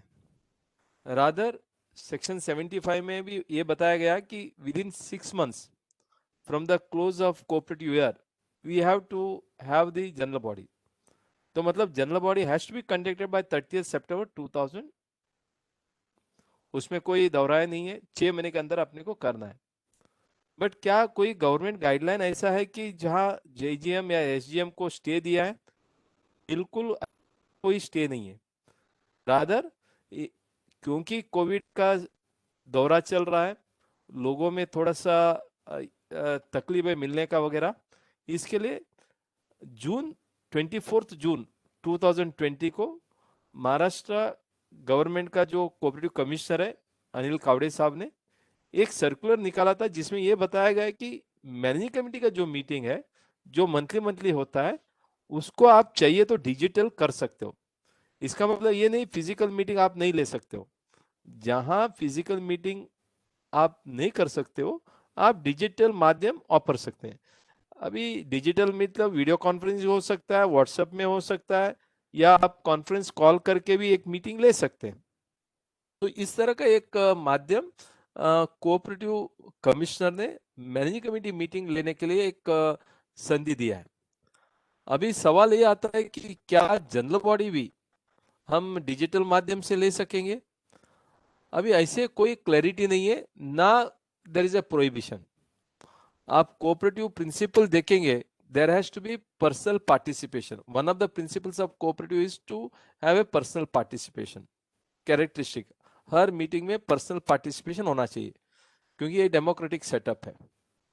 अभी कोविड के टाइम पर ना जनरल बॉडी लेने का स्टे है, ना स्पेशल जनरल बॉडी मीटिंग लेने का स्टे है, मगर जनरल गाइडलाइन तो बिल्कुल महाराष्ट्र गवर्नमेंट ने दिया है। अनलॉक 3 होने के बाद, आज हम लोग अनलॉक 5 में है, तो 50 आदमी तक का एक गैदरिंग, आप सोशल गैदरिंग कर सकते हो। इसके लिए हमारा हर सोसाइटी को यही विनंती रहा है, यदि आपका अकाउंट्स और ऑडिट सब कुछ हो चुका है, यदि आपको जनरल बॉडी लेना है, आप नोटिस इश्यू करिए 14 दिन का क्लियर नोटिस का, एजेंडा डालिए, एनुअल रिपोर्ट बनाइए, और आप उस नोटिस में ये बताइए कि up to 50 people we will accommodate physical meeting. और उस नोटिस है पहला एजेंडा यही होना चाहिए, after the election of the chairman, if the present chairman is not ready to preside, the next agenda should be to allow the participants to come on either Zoom or Cisco or any video conferencing। क्या digital माध्यम से लोगों को participation करने को देना चाहिए कि नहीं देना चाहिए, वो एक रेजोल्यूशन हमें पास करना पड़ेगा। क्योंकि मीटिंग फिजिकल होगा, 50 के ऊपर रहता है, तो आप ये बोलना चाहिए कि if the general body approves the resolution to allow the digital medium, then others can join on a digital platform for which everybody will be kept waiting in the digital format। And ये resolution होने के बाद यदि general body ने पास किया तो उनको आप अलो कर सकते हो। यदि जनरल बॉडी ने बोला कि नहीं, हम जो फिजिकल है उन्हीं को अलो करेंगे और जो डिजिटल माध्यम से नहीं अलो करेंगे, तो फिर वैसा रेजोल्यूशन पास करके आप मैसेज जो है उस ग्रुप में आप डाल सकते हो कि नहीं, the digital has not been permitted by the general body। Because if you look at section 72 of the MCS Act, it is a general body which is the supreme authority within the functioning of the society, within the provisions of act, rules and bylaws। अभी जब state government का कायदा यही बोलता है कि 50 लोगों के ऊपर आप गैदरिंग ही नहीं कर सकते हो, लेकिन हमारे सोसाइटी में 300 मेंबर है, 400 मेंबर है, जनरल बॉडी में कम से कम 100-150 लोग आते हैं, तो first come first serve basis में 50 फिजिकल मीटिंग में ले लिया, तो बाकी लोगों को लेना ही है, उनको पार्टिसिपेट करना है। कम से कम मुझे लगता है कि उनको एक मौका देने के हिसाब से डिजिटल माध्यम भी आप यूज कर सकते हो। यदि उनको वोटिंग राइट देना नहीं है, उनको सुनने को नहीं देना है, अलग बात है, कम से कम वो सुन तो सकते हैं जनरल बॉडी में क्या हो रहा है, कैसा हो रहा है, क्या रेजोल्यूशन आया, कितने लोगों ने वोटिंग किया, नहीं किया। तो यदि इस तरह का एक जो प्रावधान, मुझे लगता है कोरने में कोई दिक्कत नहीं है। आप जनरल बॉडी फिजिकल लेना चाहिए और उसके बाद आप जो है डिजिटल से लोगों को जोड़ सकते हैं बाय पासिंग रेजोल्यूशन। अभी दूसरा सवाल नॉर्मली किया जाता है, क्या जनरल बॉडी को एक्सटेंशन दिया गया? यस, कैबिनेट ने समर सितंबर में एक निर्णय लिया था कि हम लोग जो है जनरल बॉडी जो है अप टू 31 मार्च 2021 तक परमिशन देंगे। मतलब जो 30 सितंबर 2020 तक होना था, Now 6 months extension has been given for holding the general body by 31st March 2021. ये कैबिनेट ने निर्णय लिया कि ऐसे हम सहूलत देंगे सोसाइटी को, लेकिन इसके ऊपर कोई भी गवर्नमेंट का जीआर आया नहीं है। जब सितंबर तक इतना बड़ा लॉकडाउन था और जनरल बॉडी होना मुश्किल था और हो भी नहीं सकता है, तो मुझे नहीं लगता है कि यदि जनरल बॉडी आपने नहीं लिया तो कोई कानूनी गुनाह होगा। तो भले अभी तक एक्सटेंशन का जीआर आया नहीं है, लेकिन एक्सटेंशन का जीआर आएगा। नहीं भी आया तो आप जनरल बॉडी बिल्कुल लीजिए, सुविधा होगा। कैबिनेट का निर्णय है, तो इसके लिए मुझे नहीं लगता है कि कैबिनेट का निर्णय के खिलाफ कोई भी रजिस्ट्रार आपके खिलाफ एक्शन लेंगे। यदि टाइम में आप जनरल बॉडी नहीं किया है तो अभी भी आप करिए। तीसरा जो सवाल आता है अकाउंट्स का ऑडिट, जो नॉर्मली 31 जुलाई 2020 तक करना था, बिकॉज ऑफ द लॉकडाउन हमारा अकाउंट्स ऑडिट हुआ नहीं है। क्या उसके लिए भी कोई एक्सटेंशन दिया है? कैबिनेट ने वही मीटिंग में निर्णय लिया है, महाराष्ट्र गवर्नमेंट ने, कि आपका ऑडिट जो है आप 31 दिसंबर 2020 तक करिए। मतलब आपको 5 महीने का मुदत एडिशनल दिया है, जो जुलाई में समाप्त हो रहा था, अभी आपको दिसंबर 2020 तक मुदत दिया है। आप उस मुदत के अंदर आपका अकाउंट्स ऑडिट करिए और उसके बाद आपको और 3 महीने का मुदत मिलता है आपको जनरल बॉडी लेने के लिए। अभी डिजिटली आप जनरल बॉडी ले सकते कि नहीं ले सकते, एक का सवाल था। मैं उनको इतना ही बताऊंगा कि डिजिटल लेने के लिए अभी ऐसा कोई प्रावधान महाराष्ट्र गवर्नमेंट ने अभी तक किया नहीं है, या नहीं ले सकता है वो भी नहीं बताया। तो इसके लिए general body is the only medium by which you can pass a resolution and then move forward. दूसरा मैं ये भी बताऊंगा, जो भी जनरल बॉडी हम लेंगे उसका रेटिफिकेशन तो होने वाला है, तो अगला जितने जल्दी होगा, यदि एक बार मान लीजिए जनवरी फरवरी या मार्च के बाद यदि आपको और किधर भी जनरल बॉडी लेने का एक मौका मिला, स्पेशल जनरल बॉडी मीटिंग वगैरह, तो उस टाइम में आप जो है अगेन जितनी भी रेजोल्यूशन पास हुआ है उसको आप रेक्टिफाई भी कर सकते हो। तो इस तरह से आपका जनरल बॉडी आप ले सकते हो। इधर सवाल था how about AGM, video online AGM is allowed.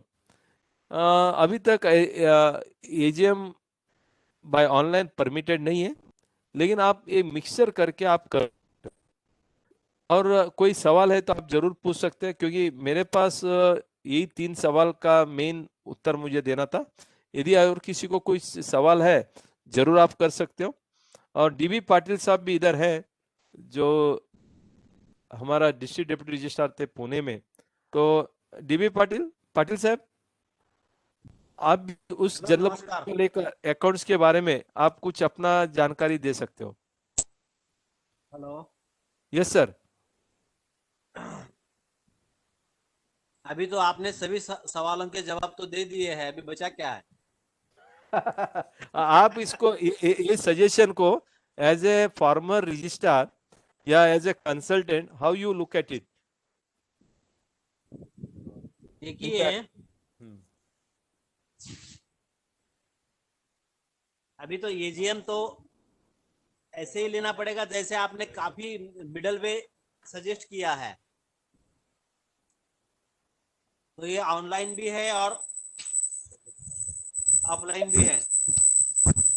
आज तक तो गवर्नमेंट ने ऑनलाइन मीटिंग लेने के लिए परमिशन तो दी नहीं। तो ऑनलाइन, प्योरली ऑनलाइन मीटिंग तो नहीं होगी, तो ऑफलाइन ऑनलाइन वाला ही मिक्सचर आपको करना पड़ेगा। और 50 लोग पुणे में तो कहाँ बैठते ही नहीं, एक मीटिंग में आते ही नहीं हो। 20-25 वाला ही मीटिंग चल रहा है, तो दिक्कत नहीं आनी चाहिए। ऐसे माया मीडिया निकल के मीटिंग लेनी चाहिए, ऐसा यही मेरी भी राय है। Thank you very much. अच्छा, किसी का कोई सवाल है तो आप चैट बॉक्स में डाल सकते हो। अश्विन शेट्टी साहब, आप जरा म्यूट करेंगे तो अच्छा रहेगा प्लीज।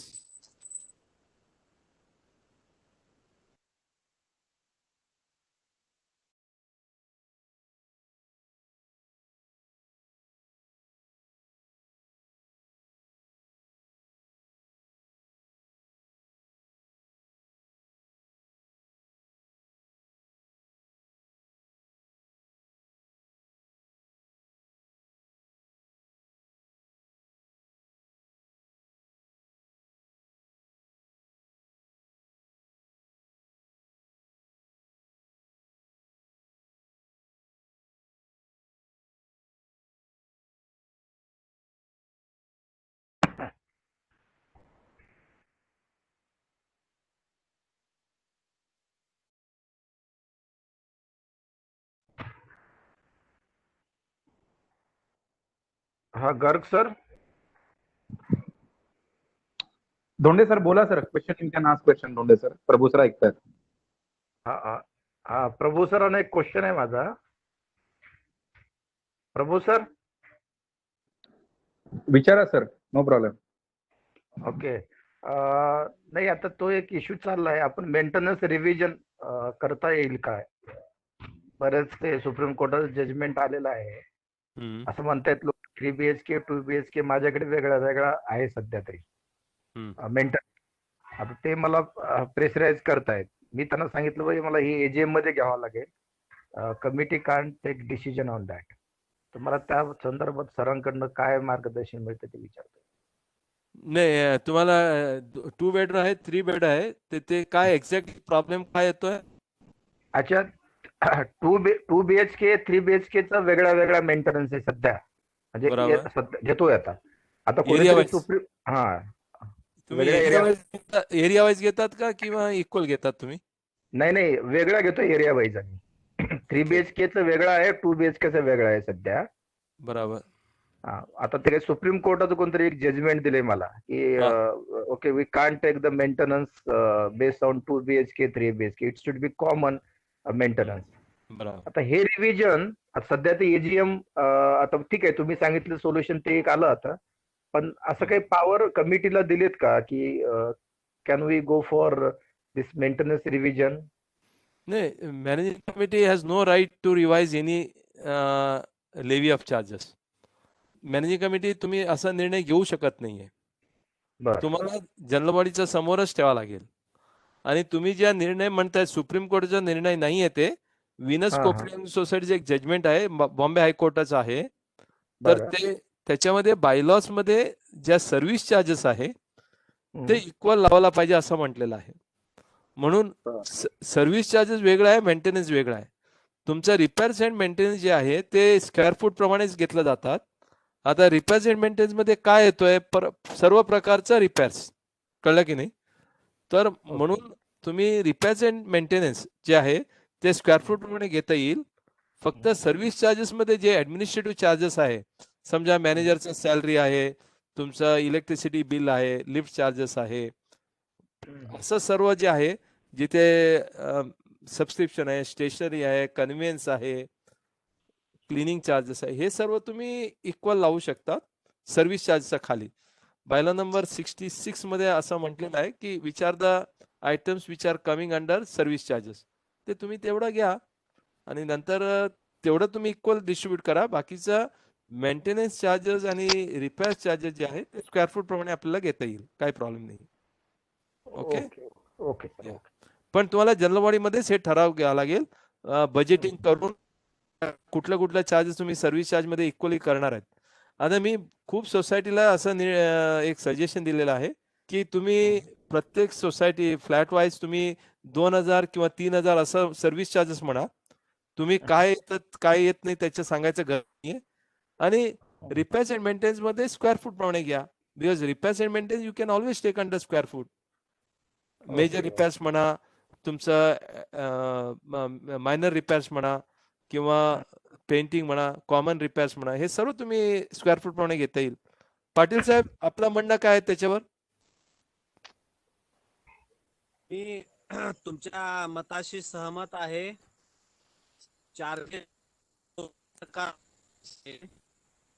एक तर म्हणजे स्क्वेअर फीट वाला जो आहे तो वेगळा करायचा आणि जो मेंटेनन्स वाला आहे तो वेगळा करायचा. तर मेंटेनन्स वाला आपण इक्वल लावू आणि स्क्वेअर फीट वाला आहे तो स्क्वेअर फीट प्रमाणे लावू. आता स्क्वेअर फीट म्हणजे काय मेंटेनन्स आहे रंगरंगोटी करायची तुम्हाला तर ती स्क्वेअर फीट प्रमाणेच लावावी लागेल. तर त्याच्यामध्ये तर तुम्हाला ते काही सर्व्हिस जे आणि जे डेली सर्व्हिसेस आहेत जो वॉचमन आहे झाडलोट करतो आपण कचरा उचलतो आणि या गोष्टी मात्र तुम्हाला इक्वली 2 BHK 3 BHK ला समान लावाव्या लागतील. त्याच्यामध्ये सोसायटीला काही ऑप्शन्स नाही आहेत. ते जे आपण आता जजमेंट सांगितलं ते त्याच्यामध्ये लागू होईल. परंतु 2 BHK ला रंग देताना आणि 3 BHK ला रंग देताना एरिया कमी जास्त असल्यामुळे तो रंग कमी जास्तच लागणार आहे. तर ते त्याप्रमाणे त्याचे पैसे लावावे लागतील. ते स्क्वेअर फीट प्रमाणे लावायला. बरं. थोडक्यात तुम्हाला हा आणि तुम्ही एकच मिनिट, तुम्ही जे सांगितलेलं आहे ते अगदी 100% बरोबर आहे की मेंटेनन्स आणि हे जे जनरल बॉडी मीटिंग ठरवते, मॅनेजमेंट कमिटीला तो अधिकार नाही आहे. Management committee only will execute the decisions of the general body meeting and recover the amount from the members. Management committee cannot add its own thing. That is very clear. Yes, please. बरोबर आहे. पाटील साहेबांनी उत्कृष्टप्रमाणे समजून सांगितलेलं आहे. फक्त एवढंच मी add करेन, whichever is connected to land and building, anything which is connected to land and building that will be on the square foot. Now what is connected with the land and building? Property tax, insurance, compound, plastering, painting, maintenance, anything related to the land and building. Now somebody may say that there is a water pipeline which has to be replaced. Will it come under the equal, or it will come under the repairs and maintenance? Naturally it will come under repairs and maintenance. Somebody is asking me, we are replacing the entire lift. Will that come, because there are 4 lifts in the building and all 4 lifts we are replacing?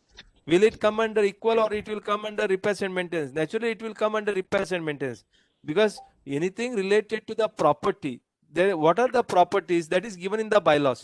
So all the properties, if that has to be repaired, replaced, that has to be on square foot basis. What is not on the square foot is only service charges. Service which is Patil Sahib has rightly pointed out, service which is connected to the day-to-day work. Anything repairs and maintenance. Somebody is asking me, sir, societyचा compound आहे, ते compound आम्ही elevate करतो, 1 feet वरती करतो, त्याचा हे आपण tiles वगैरे टाकतो. सर हे तर कॉमन एरिया आहे ना सर, इक्वल झाला पाहिजे. अजिबात नाही आहे. That cannot be equal, because it is connected with the land, it is connected with the structure which we are going to do it. So therefore tomorrow if there is a additional FSI in the redevelopment, लोकांना जेवढा square foot आहे त्याप्रमाणे त्यांना मिळणार आहे, त्यांना corpus मिळणार आहे, त्यांना रेंट मिळणार आहे. So therefore anything which is connected with the land and building has to be on the square foot basis. Service charges has to be equal. Yes sir. Hello sir, I am CA Prakash Pamnani. With the permission, I want to add something. Please go ahead. Yeah. I am chairman of Royal Imperial Cooperative Society, Ratni, Pune. What practice we follow, every month, every March we conduct general body meeting. That is a special general meeting. In that general body meeting, a committee presents the budget for the next year. Correct. And based on the budget, and we segregate the expenses into the fixed. That is commonly to everyone. Then the maintenance expenses relating to building, then insurance, sinking fund. These are on a square feet basis, and expenses relating to water. That's are based on the proportion of inlets in the each unit.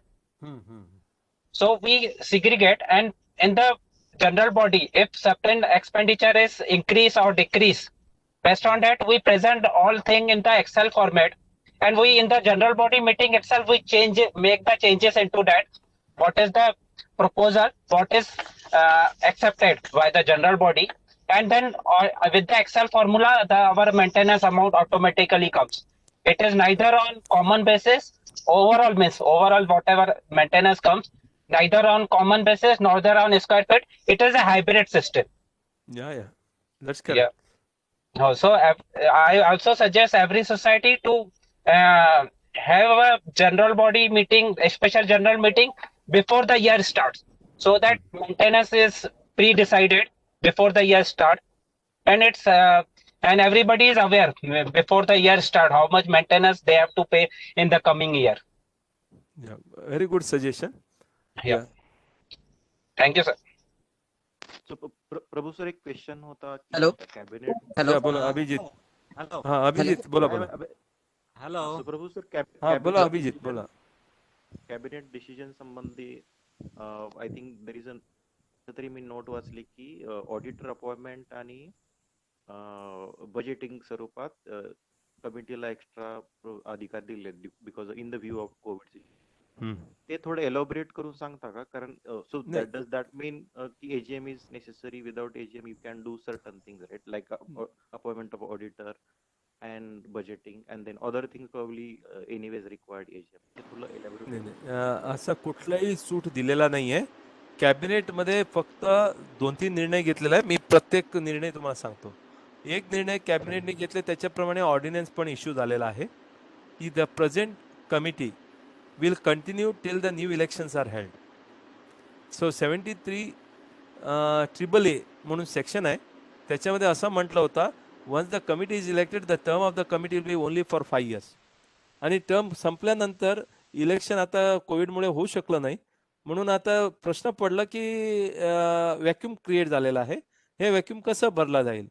म्हणून कॅबिनेटने 2दा ordnance पास केलेला आहे. 12 October 2020 is the latest ordnance. त्याच्यामध्ये असं म्हटलं की 73 AAA मध्ये the existing committee, though the term is expired, because the election could not be held because of the COVID and other reasons, or where the government has given the extension, the same committee will function till the expiry, till the new elections are held or the new committee is elected. This is one. Second, section 73 CB मध्ये एक provision add केलेला आहे. त्या provision मध्ये असं म्हटलेलं आहे की the committee which could not be the committee can conduct the election within 6 months from the expiry of the term of the expiry of the extended period for conducting the election. ह्याचा अर्थ असा आहे, समजा आता December 2020 पर्यंत आपल्याला election घेता येत नाही बिकॉज रूल्स आलेला नाहीये किंवा कोविड आहे म्हणून त्यांनी एक्सटेंड केलेला आहे. त्याच्यानंतर आपल्याला 6 महिन्याच्या आत आपण इलेक्शन घेऊ शकतो. असा मुदतवाढ परत इलेक्शन करण्यासाठी पण 6 महिन्याचा मुदतवाढ त्याच्यामध्ये दिलेला आहे. असं करून हे ऑर्डिनन्स मध्ये आलेलं आहे. दुसऱ्या कॅबिनेटने हे निर्णय घेतला की जनरल बॉडी जे आहे तुम्ही 31 मार्च 2021 पर्यंत घेऊ शकतात. हे कुठल्याही कॅबिनेट निर्णयामध्ये असं म्हटलेलं नाहीये की तुम्ही ऑडिटर वगैरे मॅनेजिंग कमिटी नेमू शकता, असं नाहीये. उलटा त्याच कॅबिनेट निर्णयामध्ये असं म्हटलेलं की you can appoint the auditor. हे ते करण्यासाठी जनरल बॉडी घ्यावं लागतं. ते जनरल बॉडी आपण 31 मार्च 2021 पर्यंत घेऊन आपल्याला करता येईल. आणि ऑडिट सुद्धा तुम्हाला जुलैपर्यंत करायचा होता, आता ते जुलैपर्यंत न करता तुम्हाला डिसेंबर 2020 पर्यंत मुदतवाढ दिलेला आहे. ह्याच्या व्यतिरिक्त कॅबिनेटने कधीही असं म्हटलेलं नाहीये जे जनरल बॉडी निर्णय घेऊ शकतात ते कमिटी घेऊ शकतात, असं कधी म्हटलेलं नाही आणि ते म्हणू पण शकत नाही. कायद्यामध्ये असं तरतूद पण नाहीये. तर यावरती एक क्वेश्चन होता. मुदतवाढ संपल्यावर 6 महिने एक्सटेन्शन आहे इलेक्शनसाठी, पण मुदतीच्या आधीच जर लोक म्हणजे 13 लोकांची कमिटी आहे, 8 लोकांनी जर रिझाईन केलं असेल तर त्या कंडिशन मध्ये या पॅन्डेमिक सिच्युएशन मध्ये कसं काय आहे? बघा आता जेवढं उर्वरित लोक आहेत त्यांनी पाहिजे तर कमिटी कंटिन्यू करू शकतात आणि समजा कोरम कमी होत असेल तुम्ही कोऑप्ट पण करू शकता. कायद्यामध्ये तरतूद दिलेला आहे की एखादा रेसिग्नेशन झाला असेल, कोणी वारला असेल, वेकेन्सी असेल, पण कोऑप्शन, आता कोऑप्शन कसं करावा ह्याच्या कुठल्याही तरतूद नाहीये. म्हणून मॅनेजिंग कमिटीने त्याला कोऑप्शन करून आपला ज्या निकामी जागा आहे ते भरता येईल, काही प्रॉब्लेम नाहीये, त्याला काही बंधन नाहीये. कोरम जर पूर्ण नाही झाला तर ती कमिटी डिझॉल्व होते का? खऱ्या अर्थाने नाही होत, बिकॉज तुम्ही कोऑप्शन करू शकतात ना. आता कोऑप्शनचं मुदत आहे तरी देखील काही ठिकाणी तक्रार करून रजिस्ट्रार असं वेळेत काही वेळात ऍडमिनिस्ट्रेटिव्ह बोर्ड नेमतात किंवा काही वेळात ऍडमिनिस्ट्रेटर पण नेमतात. जास्त तक्रार केला तर, तक्रार नाही केला आपसामध्ये आपण एकमेकाला कोऑप्ट केलं आणि काम चालवलं तर काही हरकत नाही, चालू शकतात. Prabhu sir, me Baushai. This is Vivek Jain from Defense Colony, Pune. Yeah. So my question is, ours is a new society which has been formed, and we have distributed the water charges equally among all residents. with the number of tappings of 1 BHK, 2 BHK, and 4 BHK. Now, there are some residents who have not occupied their flats and they are vacant. And they are saying how you can levy the water charges on us. So how to deal with these kind of situations? Mr. Jain, just to answer my question, whether you have prohibited from them to occupy the flat. It is their No, own sir. convenience because of which they are not occupying. So, can you say that they are not coming and occupying? Maybe once in a month they may come. Just because, and the management committee job to keep a track who is occupying, who is not occupying, when they are coming, when they are not going. So, according to the general body decision, you are levying them the charges on the tap, and there is no restriction for them to use the anytime any water, and therefore they cannot say that I am not using and therefore I am not paying. This type of system does not work in the cooperative society's activity. Otherwise, shop owners also will say, where I am using the lift, why you are charging me on the lift charges? Then the shop owners also will say, where is that the garden, maintenance, this, that, inside, sweeper, everything you are doing. We are not using anything of that. So neither we are using the common staircase, electricity and all. So this is not possible and this is not permitted also. So you have to simply say that there is no restriction for you to use the water or not to use the water. We have not stopped you to from occupying. It is your own convenience that you are not occupying. So therefore, we cannot give you any relief for that. Okay? Thank you, sir. It's a very perfect answer, sir. Thank you. Thank you for this. Prabhu sir, मी भाऊसाहेब बोलतोय, Sarathi sovereign सोसायटीचे chairman. जसं तुम्ही आता सांगितलं की managing कमिटीला charges revise करण्याचा अधिकार नाहीये, परंतु दरवर्षी आम्ही स्टार्ट ऑफ द इयरला एका जनरल बॉडी मीटिंग मध्ये चार्जेस डिफाईन करतो त्या करंट इयरचे आणि त्याप्रमाणे चार्जेस करतो. पण या वर्षी तशी बॉडी मीटिंग घेता नाही आली, तर आयदर आम्हाला चार्जेस रिवाइज करण्याची तर प्रोव्हिजन नाही, मग मागचे चार्जेस कंटिन्यू करायचे आणि करता येतात की 100%. नाही, तुम्हाला तर चार्जेस सेम ठेवा लागेल. तुम्ही इन्क्रीमेंट करू शकत नाही. काही सोसायटीने मला विचारलेलं आहे, आता DV पाटील साहेब त्याला सांगतील, मला उत्तर देतील, की काही सोसायटीने काय केलं, मॅनेजिंग कमिटीने असा निर्णय घेतला की ठीक आहे, आम्ही रिपेअर चार्जेस हे ते घेत होतो, पण आता 6 महिन्यासाठी आम्ही रिपेअर चार्जेस सस्पेंड करतो किंवा आम्ही अमुक चार्जेस सस्पेंड करतो किंवा मेंटेनन्समध्ये 500 रुपये घेणार होतो, आता आम्ही 250 घेऊ, असं डाऊनवर्ड मध्ये सस्पेंड केलेलं आहे. To be revise and to be decided after the general body. Downward trend is possible because there you are not putting anybody into disadvantages, but upward trend cannot be done. नाही, आमचा upward तर नाही होणार, परंतु आमचे same असणार. तुम्ही continue करू शकतात, काही प्रॉब्लेम नाही. पाटील साहेब, तुमच्या ह्याच्यामध्ये काय मत आहे? मला असं म्हणायचंय की managing committee is only an agency which executes decision of the general body meeting. Correct. Decisions either on either side. Okay. Okay. मी तुम्हाला एक उदाहरण द्यायचं आहे. I would say that management committee is not even authorized to reduce the charges. Correct. If charges are reduced and some emergency crops up, yeah, people will ask you who had given you to give the concession. Correct. Who are you?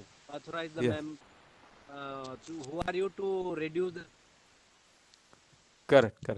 May not be possible. That is my opinion. Okay. आमचा problem हा आहे की आम्ही ज्यावेळेस charges approve करून घेतले होते मागच्या वर्षी, तर ते त्याच इयर साठी आहेत असं मेन्शन केलेलं होतं. तर त्या केसमध्येही आम्हाला करता येतील का, म्हणजे याच वर्षी ते चार्जेस कंटिन्यू? नाही, आता तुम्ही मीटिंगच घेऊ शकत नाहीये नवीन म्हणून. तुम्हाला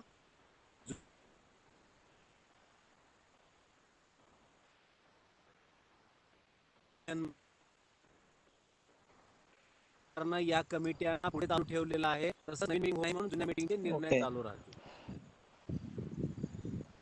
ओके, अंडरस्टूड. एक छोटासाच क्वेश्चन होता की जे AMCs असतात आपल्या सोसायटीमध्ये, लिफ्टची म्हणा, जनरेटरची किंवा एनी अदर एएमसी, तर ते सर्व्हिस चार्जेस मध्ये पकडतात की त्या आरएनएम मध्ये पकडतात? आता हे तुम्ही जनरल बॉडीमध्ये ठरवून करणं योग्य आहे, कशामध्ये घेतला पाहिजे. पाटील साहेब तुम्हाला काय म्हणायचं याच्यावर? बायलॉ काय सांगतो एक्झॅक्टली? कारण एएमसी मध्ये मेंटेनन्स हा वर्ड आहे, त्यामुळे कॉन्फ्लिक्टिंग आहे की ते विदर इट्स आरएनएम और इट्स सर्व्हिस चार्ज. बरोबर आहे. पाटील साहेब आपलं काय म्हणणं आहे? मागच्या प्रश्नाला उत्तर देताना अगदी स्पष्ट सांगितलं, अतिशय निगडीत आहे ते स्क्वेअर फीट वरती जाईल आणि जे सर्व्हिस आहे ती इक्वल बेसिस वरती जाईल. He had made it very clear. Even he had given example of compound wall. Compound wall is not attached to the building, but still it will be square feet area. So service is service. Service will be only equal service. Answer was very clear with examples. Okay. Hello, हा sir, मी तुषार बोलतोय. Actually आमच्या सोसायटीमध्ये सध्या त्रिपक्षीय आहे committee आणि आता जे निवडणूक जे आहेत त्या आपण होल्ड वरती आहेत आणि प्लस आम्ही थोडस शॉर्टफॉल पण चालू आहे फंड्स मध्ये, तर त्याच्यावरती काय सजेस्ट कराल? तुम्ही स्पेशल मीटिंग घेऊनच त्याच्यावर निर्णय घेतला पाहिजे. तुम्हाला फंड तर लागेल ना, गरज आहे फंडचा, शॉर्टफॉल झालेला आहे. शॉर्टफॉल रिकव्हरी नसल्यामुळे आहे की मेंटेनन्स कमी पडतोय म्हणून आहे? ऍक्च्युली आमचा मेंटेनन्स डे वन ऑलमोस्ट 7-8 वर्ष झाली, पहिल्यापासून सेम मेंटेनन्स आहे, त्याच्यात कुठेही वाढ नाही झाली, त्याच्यामुळे तो फंड कमी पडतोय. मग मेंटेनन्स वाढवण्यासाठी तुम्हाला जनरल मीटिंगच घ्यावी लागेल. ओके. आणि आता जे आपण होल्डवर जे आहे, ऍक्च्युली त्रिपक्षीय असल्यामुळे जोपर्यंत निवडणूक होत नाही तोपर्यंत मेन बॉडी फॉर्म नाही होणार आणि ते पण सध्या होल्ड वरती आहे, तर त्याच्यात काय वे आउट आहे किंवा आपल्या बायलॉज नुसारच फॉलो करायला लागेल? आम्हाला वाटलं होतं फक्त सरकारच त्रिपक्षीय असते, सोसायटी पण त्रिपक्षीय आहे. त्रिपक्षी म्हणजे त्यांचं काय म्हणणं आहे, ऍडमिनिस्ट्रेटिव्ह बोर्ड आहे. हॅलो सर, ऍडमिनिस्ट्रेटिव्ह बोर्ड आहे, तर ऍडमिनिस्ट्रेटिव्ह बोर्ड असेल तरी जनरल बॉडी घेऊन ते जनरल बॉडी घेऊन ते करू शकतात, काही प्रॉब्लेम नाही आहे त्यांना. मेंटेनन्स मीटिंग घेऊन मेंटेनन्स वाढवता येईल ना, काही प्रॉब्लेम नाही. Okay okay sir. ओके. माझा एक क्वेश्चन आहे नॉन ऑक्युपन्सी चार्जेस वरती. सर आम्हाला याचं नॉलेज आहे, non occupancy charges is charge to the residents those are not occupied. जे ओनर ऑक्युपाइड केलेलं नसेल आणि त्यांनी लीज वरती दिलेलं असेल त्याला आपण रेझोल्युशन पास करून पर्सेंटेज अप टू 10% आपण घेऊ शकतो, ते माहिती आहे. पण सगळ्यात मोठा प्रश्न आहे तो आपला एजीएम मध्ये, why you are charging a non occupancy charges, याचं उत्तर काय द्यायचं? Why you are charging non-occupancy charges means because it is by other than the member, and it is permitted under the bylaws. It is permitted by the Supreme Court. It is permitted by the High Court. Even the Supreme Court has permitted this. Up to 10% of the maintenance can be charged as the non-occupancy charges. Means त्याचा अर्थ म्हणजे ते non ऑक्युपन्सीचा सगळ्यांचा असं अर्थ येतो की non occupancy आम्ही occupied नाही केलं त्यामुळे, म्हणजे आम्ही बरोबर आहे. त्यांनी समजा फ्लॅट निकामी ठेवला असेल, बंद ठेवला असेल, त्याला नॉन ऑक्युपन्सी लावता येणार नाही, नाही लागत तिकडे, right. Because there once it is locked that means it is occupied by them, it is in their custody. If you are given to outsider, then the permission is given in the bylaws, government directions are there, High Court and Supreme Court has permitted it, so therefore you can charge.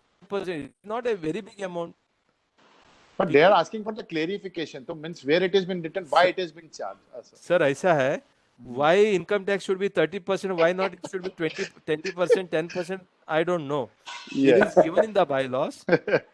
9th August 2001 there is a government direction on that.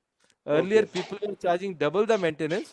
In order to regulate it very nominal amount, it has been made 10%. Now if the people are not ready to pay 10% also, I don't know. So it is a provision of the law. That and is the 10% is also on the service charges. Correct. Patil साहेब तुमचं काय म्हणणं आहे? प्रशिक्षणाची गरज आहे, प्रशिक्षण पाहिजे. Sir मेंबरला प्रशिक्षण आहे, पण ते जे रेसिडेंट्स आहे म्हणजे जे मेंबर्स आहे, जे कमिटीच्या अतिरिक्त त्यांना आमचं डोकेदुखी होतं समजून सांगायला thank you very much sir. I will answer that question. No problem. Supreme court judgement आहेत ना ते सर्क्युलर केलेलं आहे सर. त्यामुळे आय वॉज एक्सपेक्टिंग काय वेगळं आहे ते एक्सपेक्ट करतो. ठीक आहे. Thank you very much sir. वेगळं कुठून येणार? सी कसं असतो, एखादा अदर दॅन मेंबर येतात ना, नॉर्मली कुठे ना कुठे त्यांचं मेंटेनन्स मध्ये कुठे ना कुठे फरक पडतो. ते सामान घेऊन येतात, सामान घेऊन जातात. त्याच्यामध्ये त्यांचं रेकॉर्ड वगैरे आपल्याला मॅनेजिंग कमिटीमध्ये ठेवावं लागतं. काम वाढतो तर, आणि नवीन माणसाला नवीन पद्धतीने शिकवावं लागतं. आणि कोण बाहेरचे येतात त्यांच्यावर कुठे ना कुठे थोडंसं एक्स्ट्रा चार्जेस घेऊन सोसायटीचं कामकाज झाला पाहिजे. Yes, sir. Same reasons we have given, sir. Correct. Nothing more than that. ठीक है. Thank you very much. Thank you very much. Yeah. Sir, this is Ritesh from Montfort 1. My question was that this sinking fund that we calculate, is it based on the carpet area of the flat or the built up area of the flat, and who provides the construction cost to calculate the sinking fund? See, sinking fund is always calculated on the basis of construction cost. No, construction cost at the time of when your society is registered, at that time you can either ask the architect of your area, or you can take a ready reckoner value, whatever is the ready reckoner value. That can be considered as a cost of construction. Of that, 0.25% per annum can be levied as a sinking fund. So now, whether you have to charge on built up area or carpet area, then naturally it is better to charge on built up area, because ultimately building is constructed based on the built up area, not on the carpet area.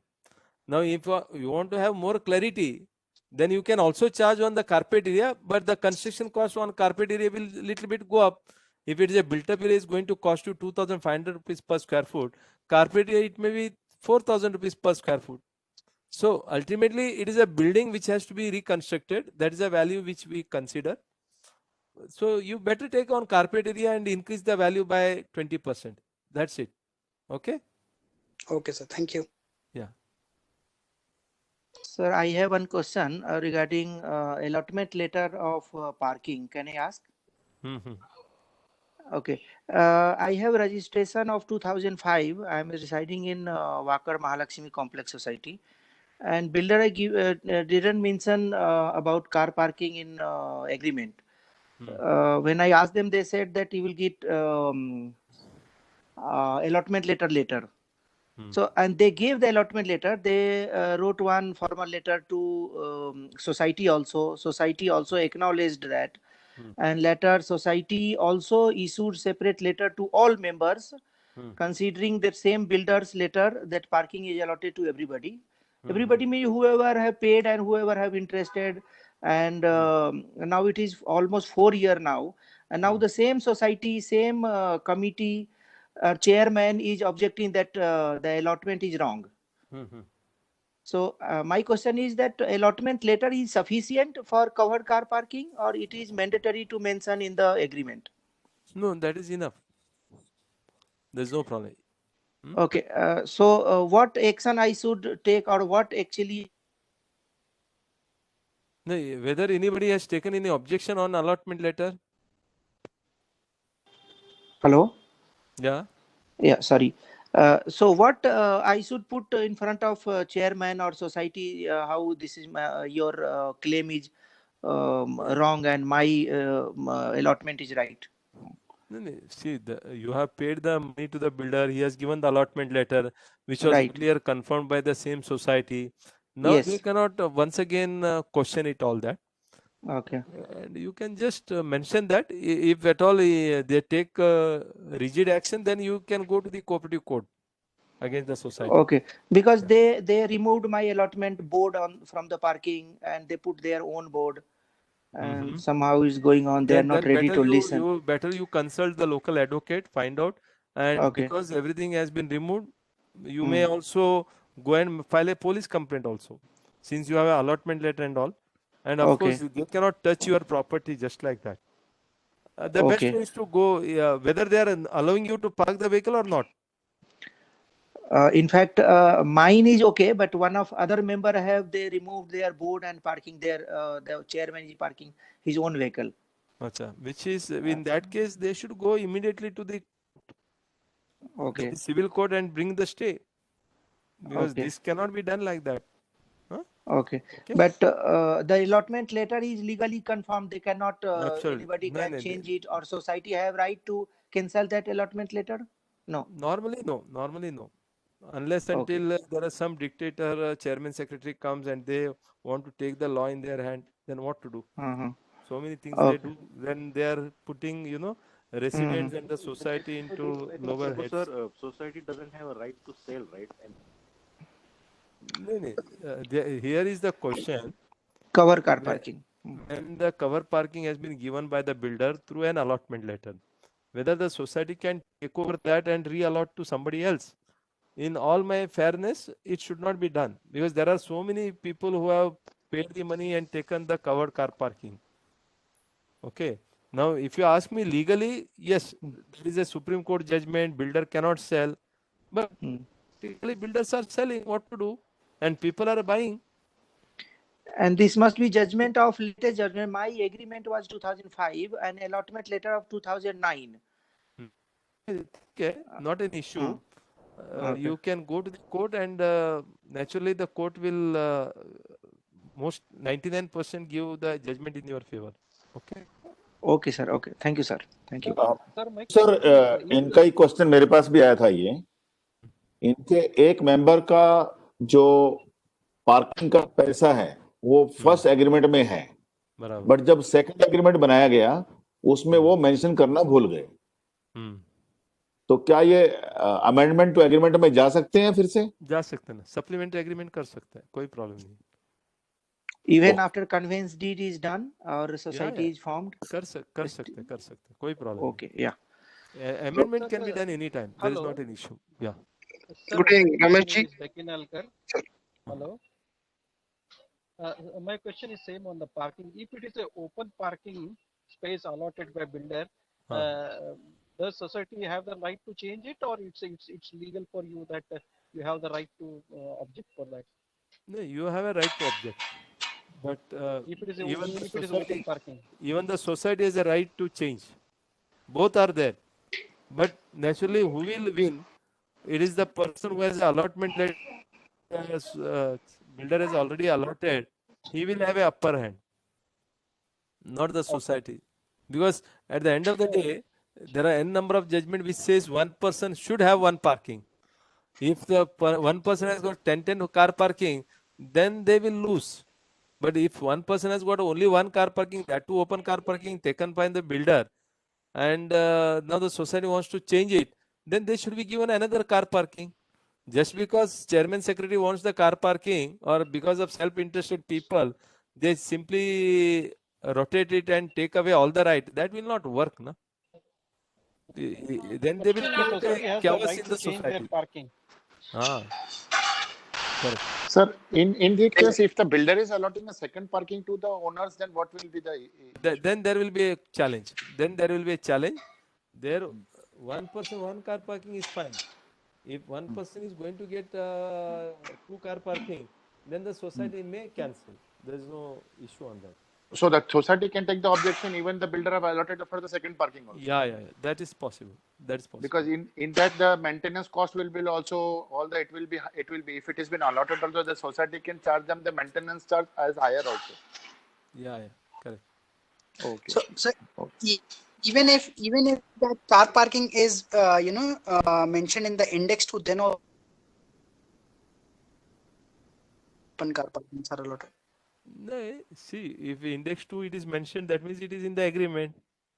Yeah. So if it is there in the agreement, not to worry too much.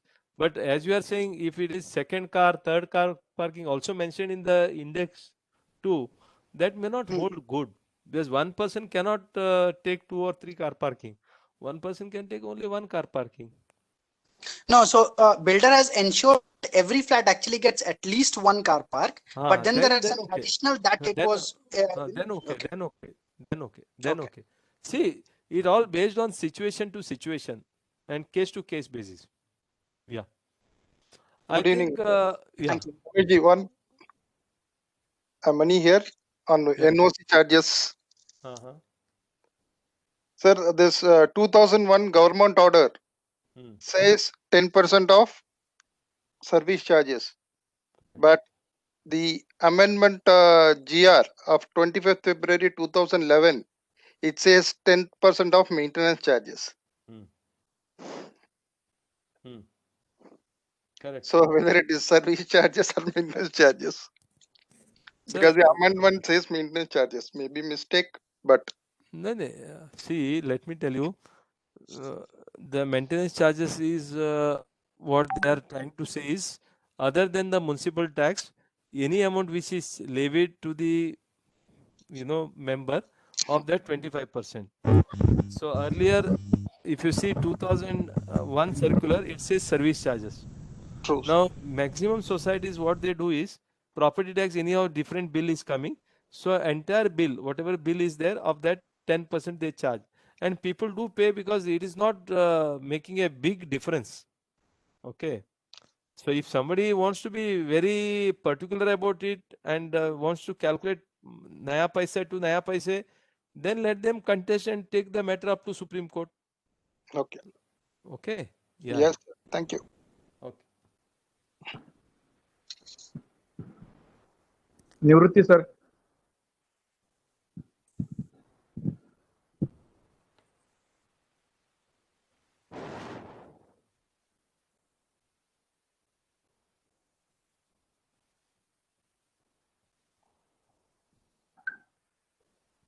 Any question by anyone? Nivrutti? Hello. Yeah. हा yes माझा problem आहे sir. Hello. हा विचारा. हा तर eternity पुणेमध्ये माझा flat आहे आणि बिल्डरने काय केलं की जेव्हा कॉर्पोरेशनला लिस्ट पाठवली याची पार्किंगची, त्यामध्ये सर्व फ्लॅट होल्डरला 135 स्क्वेअर फूट बिल्ट पार्किंग दिलं म्हणून सांगितलं. कॉर्पोरेशनने काय केलं, तर सगळं सर्वांना 135 स्क्वेअर फूटचा चार्ज लावला. आणि मी जेव्हा प्रत्यक्ष ताबा घेतला तेव्हा मला पार्किंग दिलं नाही. मग मी कॉर्पोरेशनकडे गेलो, म्हणजे तुम्ही मला 135 स्क्वेअर फूटचा चार्ज का लावला, तर ते म्हणाले तुम्ही बिल्डरकडे लिहून आणा की तुम्हाला पार्किंग दिलं नाही. मग आम्ही बिल्डरकडे गेलो, बिल्डरने लिहून दिलं की यांना करावं. पण आता ते कॉर्पोरेशन ऐकत नाही. ते म्हणतात आता त्या बिल्डर करू शकत नाही. प्रत्येक फ्लॅट होल्डर पार्किंग देणं कंपल्सरी असताना त्याने तुम्हाला का नाही दिलं, तर हे भांडण कसं सोडवायचं. कोर्टात घेऊन जा. हॅलो. हा, भानगड सोडत नसेल तुम्ही सिव्हिल कोर्टामध्ये घेऊन गेला पाहिजे. दुसरं काही पर्याय नाही ना. बीएमसी आणि तुमचा बिल्डर दोघांना पार्टी बनवा आणि तिथे घेऊन जा. अच्छा, दुसरा काय पर्याय नाही. नाही ना, कोर्टात आम्ही त्यांना म्हटलं कॉर्पोरेशनला की आमचं बिल कमी करून आम्ही पैसे द्यायला तयार आहेत, त्यामुळे आम्ही तुमचे बिल कमी नाही करणार. मग मी एकदा पेमेंट हेल्डअप केलेलं आहे. 2 वर्षापासून त्यांना पेमेंट केलेलं नाहीये. कारण ते काय म्हणताय की जर तुम्ही कमी करून आणा तरच आम्ही तुम्हाला तुमचे पैसे नाही परत देणार नाही एकदा पैसे दिलेले. बरोबर. असं 135 स्क्वेअर फूट आम्ही एक्स्ट्रा पैसे काय द्यायचे जर आम्हाला दिलेलंच नाहीये पार्किंग तर. आणि बिल्डरने काय केलं, खोटेपणाने सर्व नाही तुम्ही करा. आता सध्या तुम्ही पत्रावर पत्र लिहा, त्याच्यानंतर पाहिजे तर तुम्ही RTI टाका, त्याच्यानंतर पुढे जाऊन कमिशनरकडे तक्रार करा. काही होत नसेल तर तुम्ही कोर्टात जावं लागेल. दुसरा काय पर्याय नाही ना आपल्याकडे.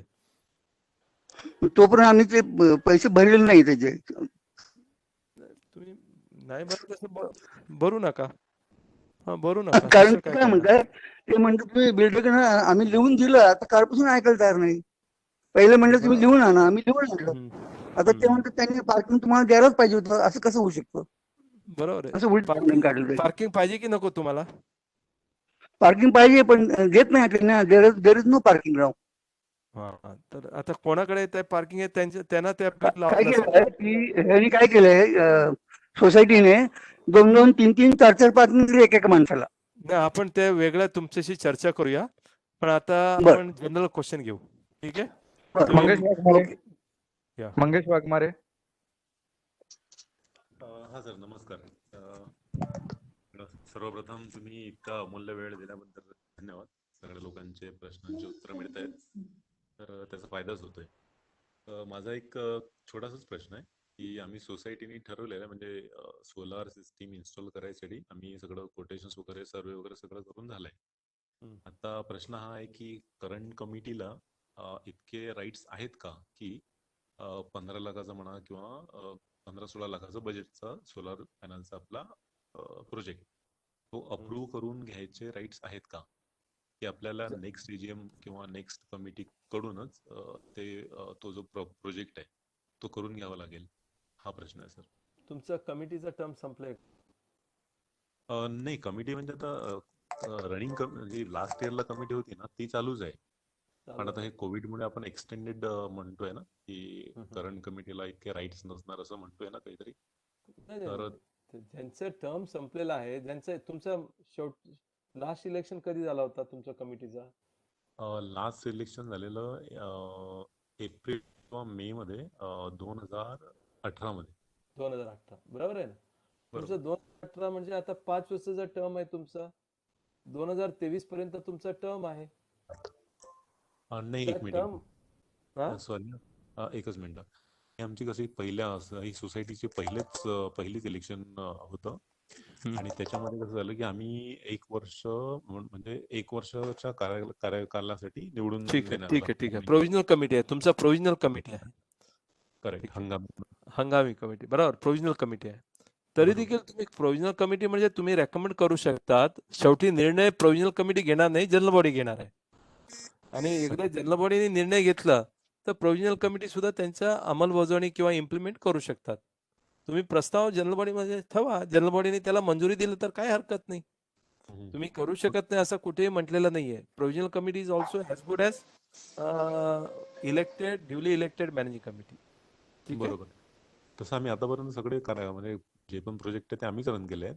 बरोबर. कोविडमुळे इलेक्शन जे आपले डिले झाले आहेत ना त्याच्यामुळे हा प्रोजेक्ट आम्ही करून घ्यायचा की नाही ते कळत नाही. तुम्ही करू शकतात, काय प्रॉब्लेम नाही. जनरल बॉडीने मंजुरी दिला तर तुम्ही करू शकतात. अच्छा. आणि एक क्वेरी, जनरल बॉडी म्हणजे आपली 13 लोकांची आमची कमिटी आहे तीच ना? नाही, ते जनरल बॉडी कसं तुमचं total general body means total members. किती मेंबर्स आहेत सोसायटीमध्ये? सोसायटीमध्ये 13च मेंबर आहेत. अच्छा, टोटल 13 फ्लॅट आहे का? अच्छा, एक मिनिट. एजीएम साठी आपले जे फॅमिली वगैरे असतात ते 166 फ्लॅट्स आहेत. हा, 166 फ्लॅटचं जे जनरल बॉडी होणार आहे त्याच्यात मंजुरी झाला पाहिजे. Not in the managing committee. अच्छा. पण त्यासाठी तर मग आपल्याला ते एजीएम म्हणजे किंवा एसडीएम वगैरे घ्यावं लागेल, बरोबर? हो, 100%. ते घेऊनच करावं लागेल. हा, तर तुम्ही पोस्टपोन करा. हा, नाही ठीक आहे, तर तुम्ही पोस्टपोन करा. अच्छा. Thank you Prabhu sir. Thank you Mangesh sir. Sir interior work बद्दल थोडं गाईड करा ना आम्हाला. घरामध्ये फर्निचर वर्क, इंटिरियर वर्क घरामधलं ते कसं करावं याच्यामध्ये. बघा, आता खूप सोसायटी आहेत, तर त्या कोविडमुळे गृहनिर्माण संस्थामध्ये किंवा फ्लॅटमध्ये इंटिरियर करायला देत नाही. हे मला वाटतं हे चुकीचं आहे. आता प्रत्येक ओपन झालेलं आहे, कुठेही काय बंधन नाही आहे, अनलॉक झालेलं आहे. All economic activities are permitted. फक्त तुम्हाला ज्या काय इंटिरियर करताना ज्यांना तुम्ही आतमध्ये यायला देतात, ज्या वर्कर्स आहेत त्यांना फक्त सॅनिटायझेशन आणि मास्क वापरायला सांगा, सोशल डिस्टन्सिंग ठेवायला सांगा, खूप गर्दी करायचं नाही आहे. आणि असं करून रिपेअरिंग रिनोव्हेशन करायला परवानगी दिला पाहिजे. हे थांबवणं अतिशय चुकीचं होईल. आता प्रत्येकाने आपल्या पद्धतीने आता जगायला शिकायला पाहिजे. कोरोना बरोबरच आपल्याला जगायला पाहिजे, पण पूर्णपणे काळजी घेतला पाहिजे. मी एवढंच सांगेन की ज्या सोसायटी असं रिपेअरिंग वगैरे अलो करत नाही हे चुकीचं करतायत. शेवटी त्यांना पण रिपेअरिंग मार्चमध्ये, काही लोकांनी एप्रिलमध्ये सुरू केलं असेल, अजून तुम्ही अलो करत नाही आणि लोकांना किती दिवस तुम्ही बाहेर ठेवणार, ते चुकीचं आहे. मी एवढंच सांगेन, with all the precautions you should permit. Thank you Prabhu sir. तर आणखीन एक क्वेश्चन, फॉर इसेन्शियल सर्व्हिसेस आपण एवढं सगळं बोलतोय, पण ज्या कमर्शियल ऍक्टिव्हिटीज आहेत, फॉर एक्झाम्पल आमच्या सोसायटीमध्ये आम्ही पॅन्टालूनचं सेल्स चालवतो, 10,000 रुपये भाडं घेतो. मारुती हुंडाई यांचे सर्व्हिस चे लोक येतात, कार दाखवतात. दिवाळी दसरा हा त्यांचा हॉटस्पॉट असतो. बाकीचे लोक असतात, वेंडर असतात, ते येतात, त्याचे 10,000 रुपये देतात. आता या सिच्युएशन मध्ये आम्ही त्यांना अलाउ करावं का? मला वाटतं थोडंसं अलाउ नाही केला पाहिजे. कुठल्याही प्रकारचं सेल्स म्हणा, कुठल्याही प्रकारचं एक्झिबिशन, ते सध्या अजून एक 2-3 महिना थांबा. शेवटी हे अलाउ करणं मला थोडक्यात हे वाटतं, सेल्स वगैरे करणं. हां, आता तुम्ही म्हणत असेल हे फक्त आमच्या मेंबरसाठीच आहे आणि बाहेरचं कोणी येणार नाही, then it is permitted. So if you are restricting only for your members, then there is no problem. If you are allowing outsiders, then there is a challenge. Others should not be allowed. ठीक आहे sir? Thank you sir, thank you. आणखीन कोणाला विचारायचं का काही question? नाही, मला वाटतं 2 वाजले, म्हणजे 2 तास झाला आपला. Yes, 7 sir. to 9 झालेला आहे. तर आजचा दिवस आपण संपूया. Yes, Patil sir. साहेबांना काही अजून गाईड करायचं असेल तर पाटील साहेब गाईड करतील. माझं जे काही गायडन्स द्यायचं होतं माझं संपलेलं आहे. Thank you very much for giving me an opportunity.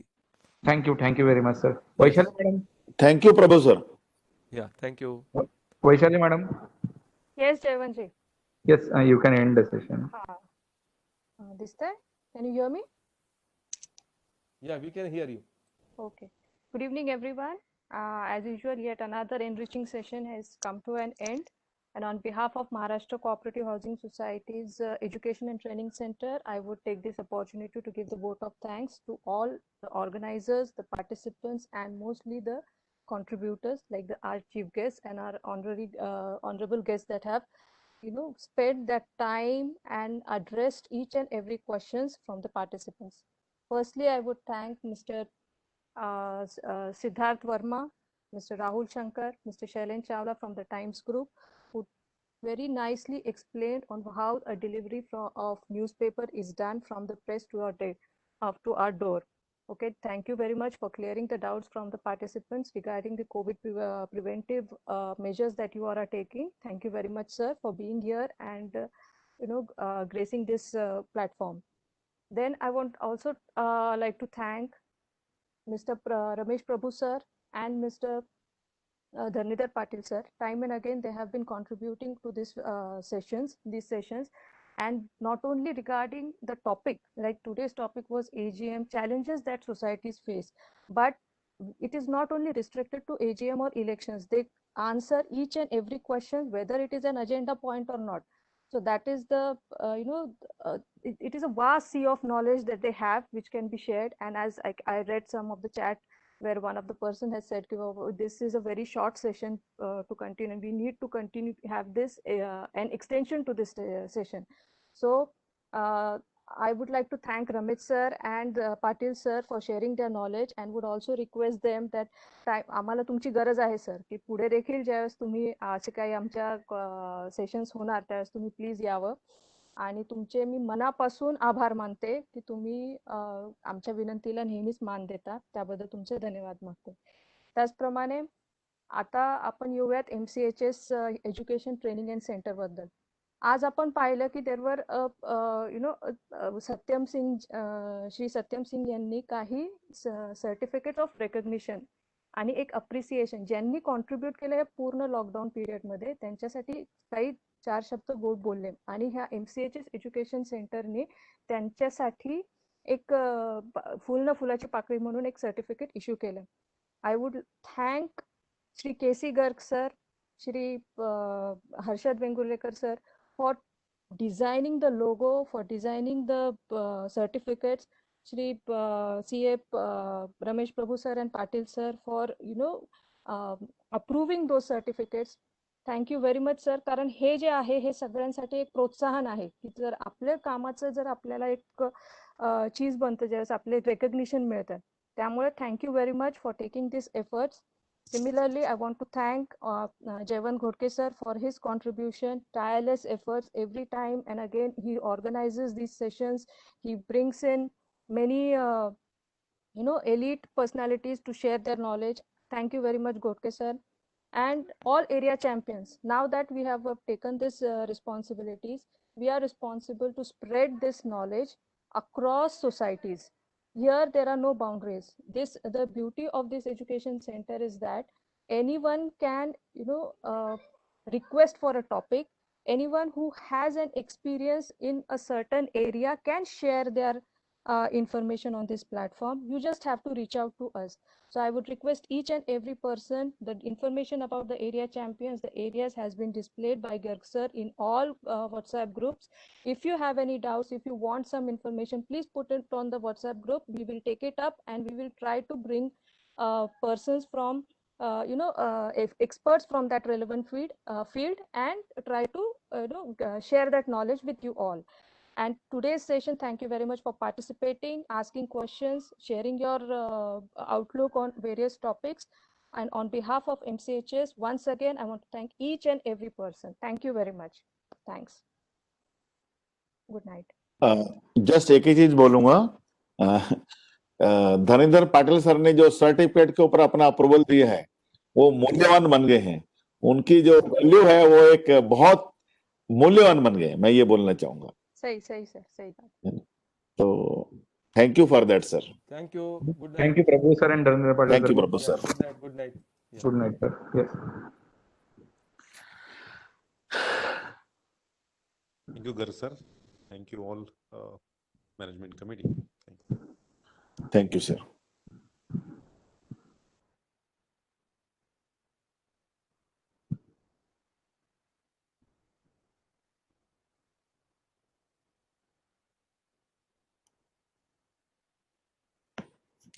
चलो यार।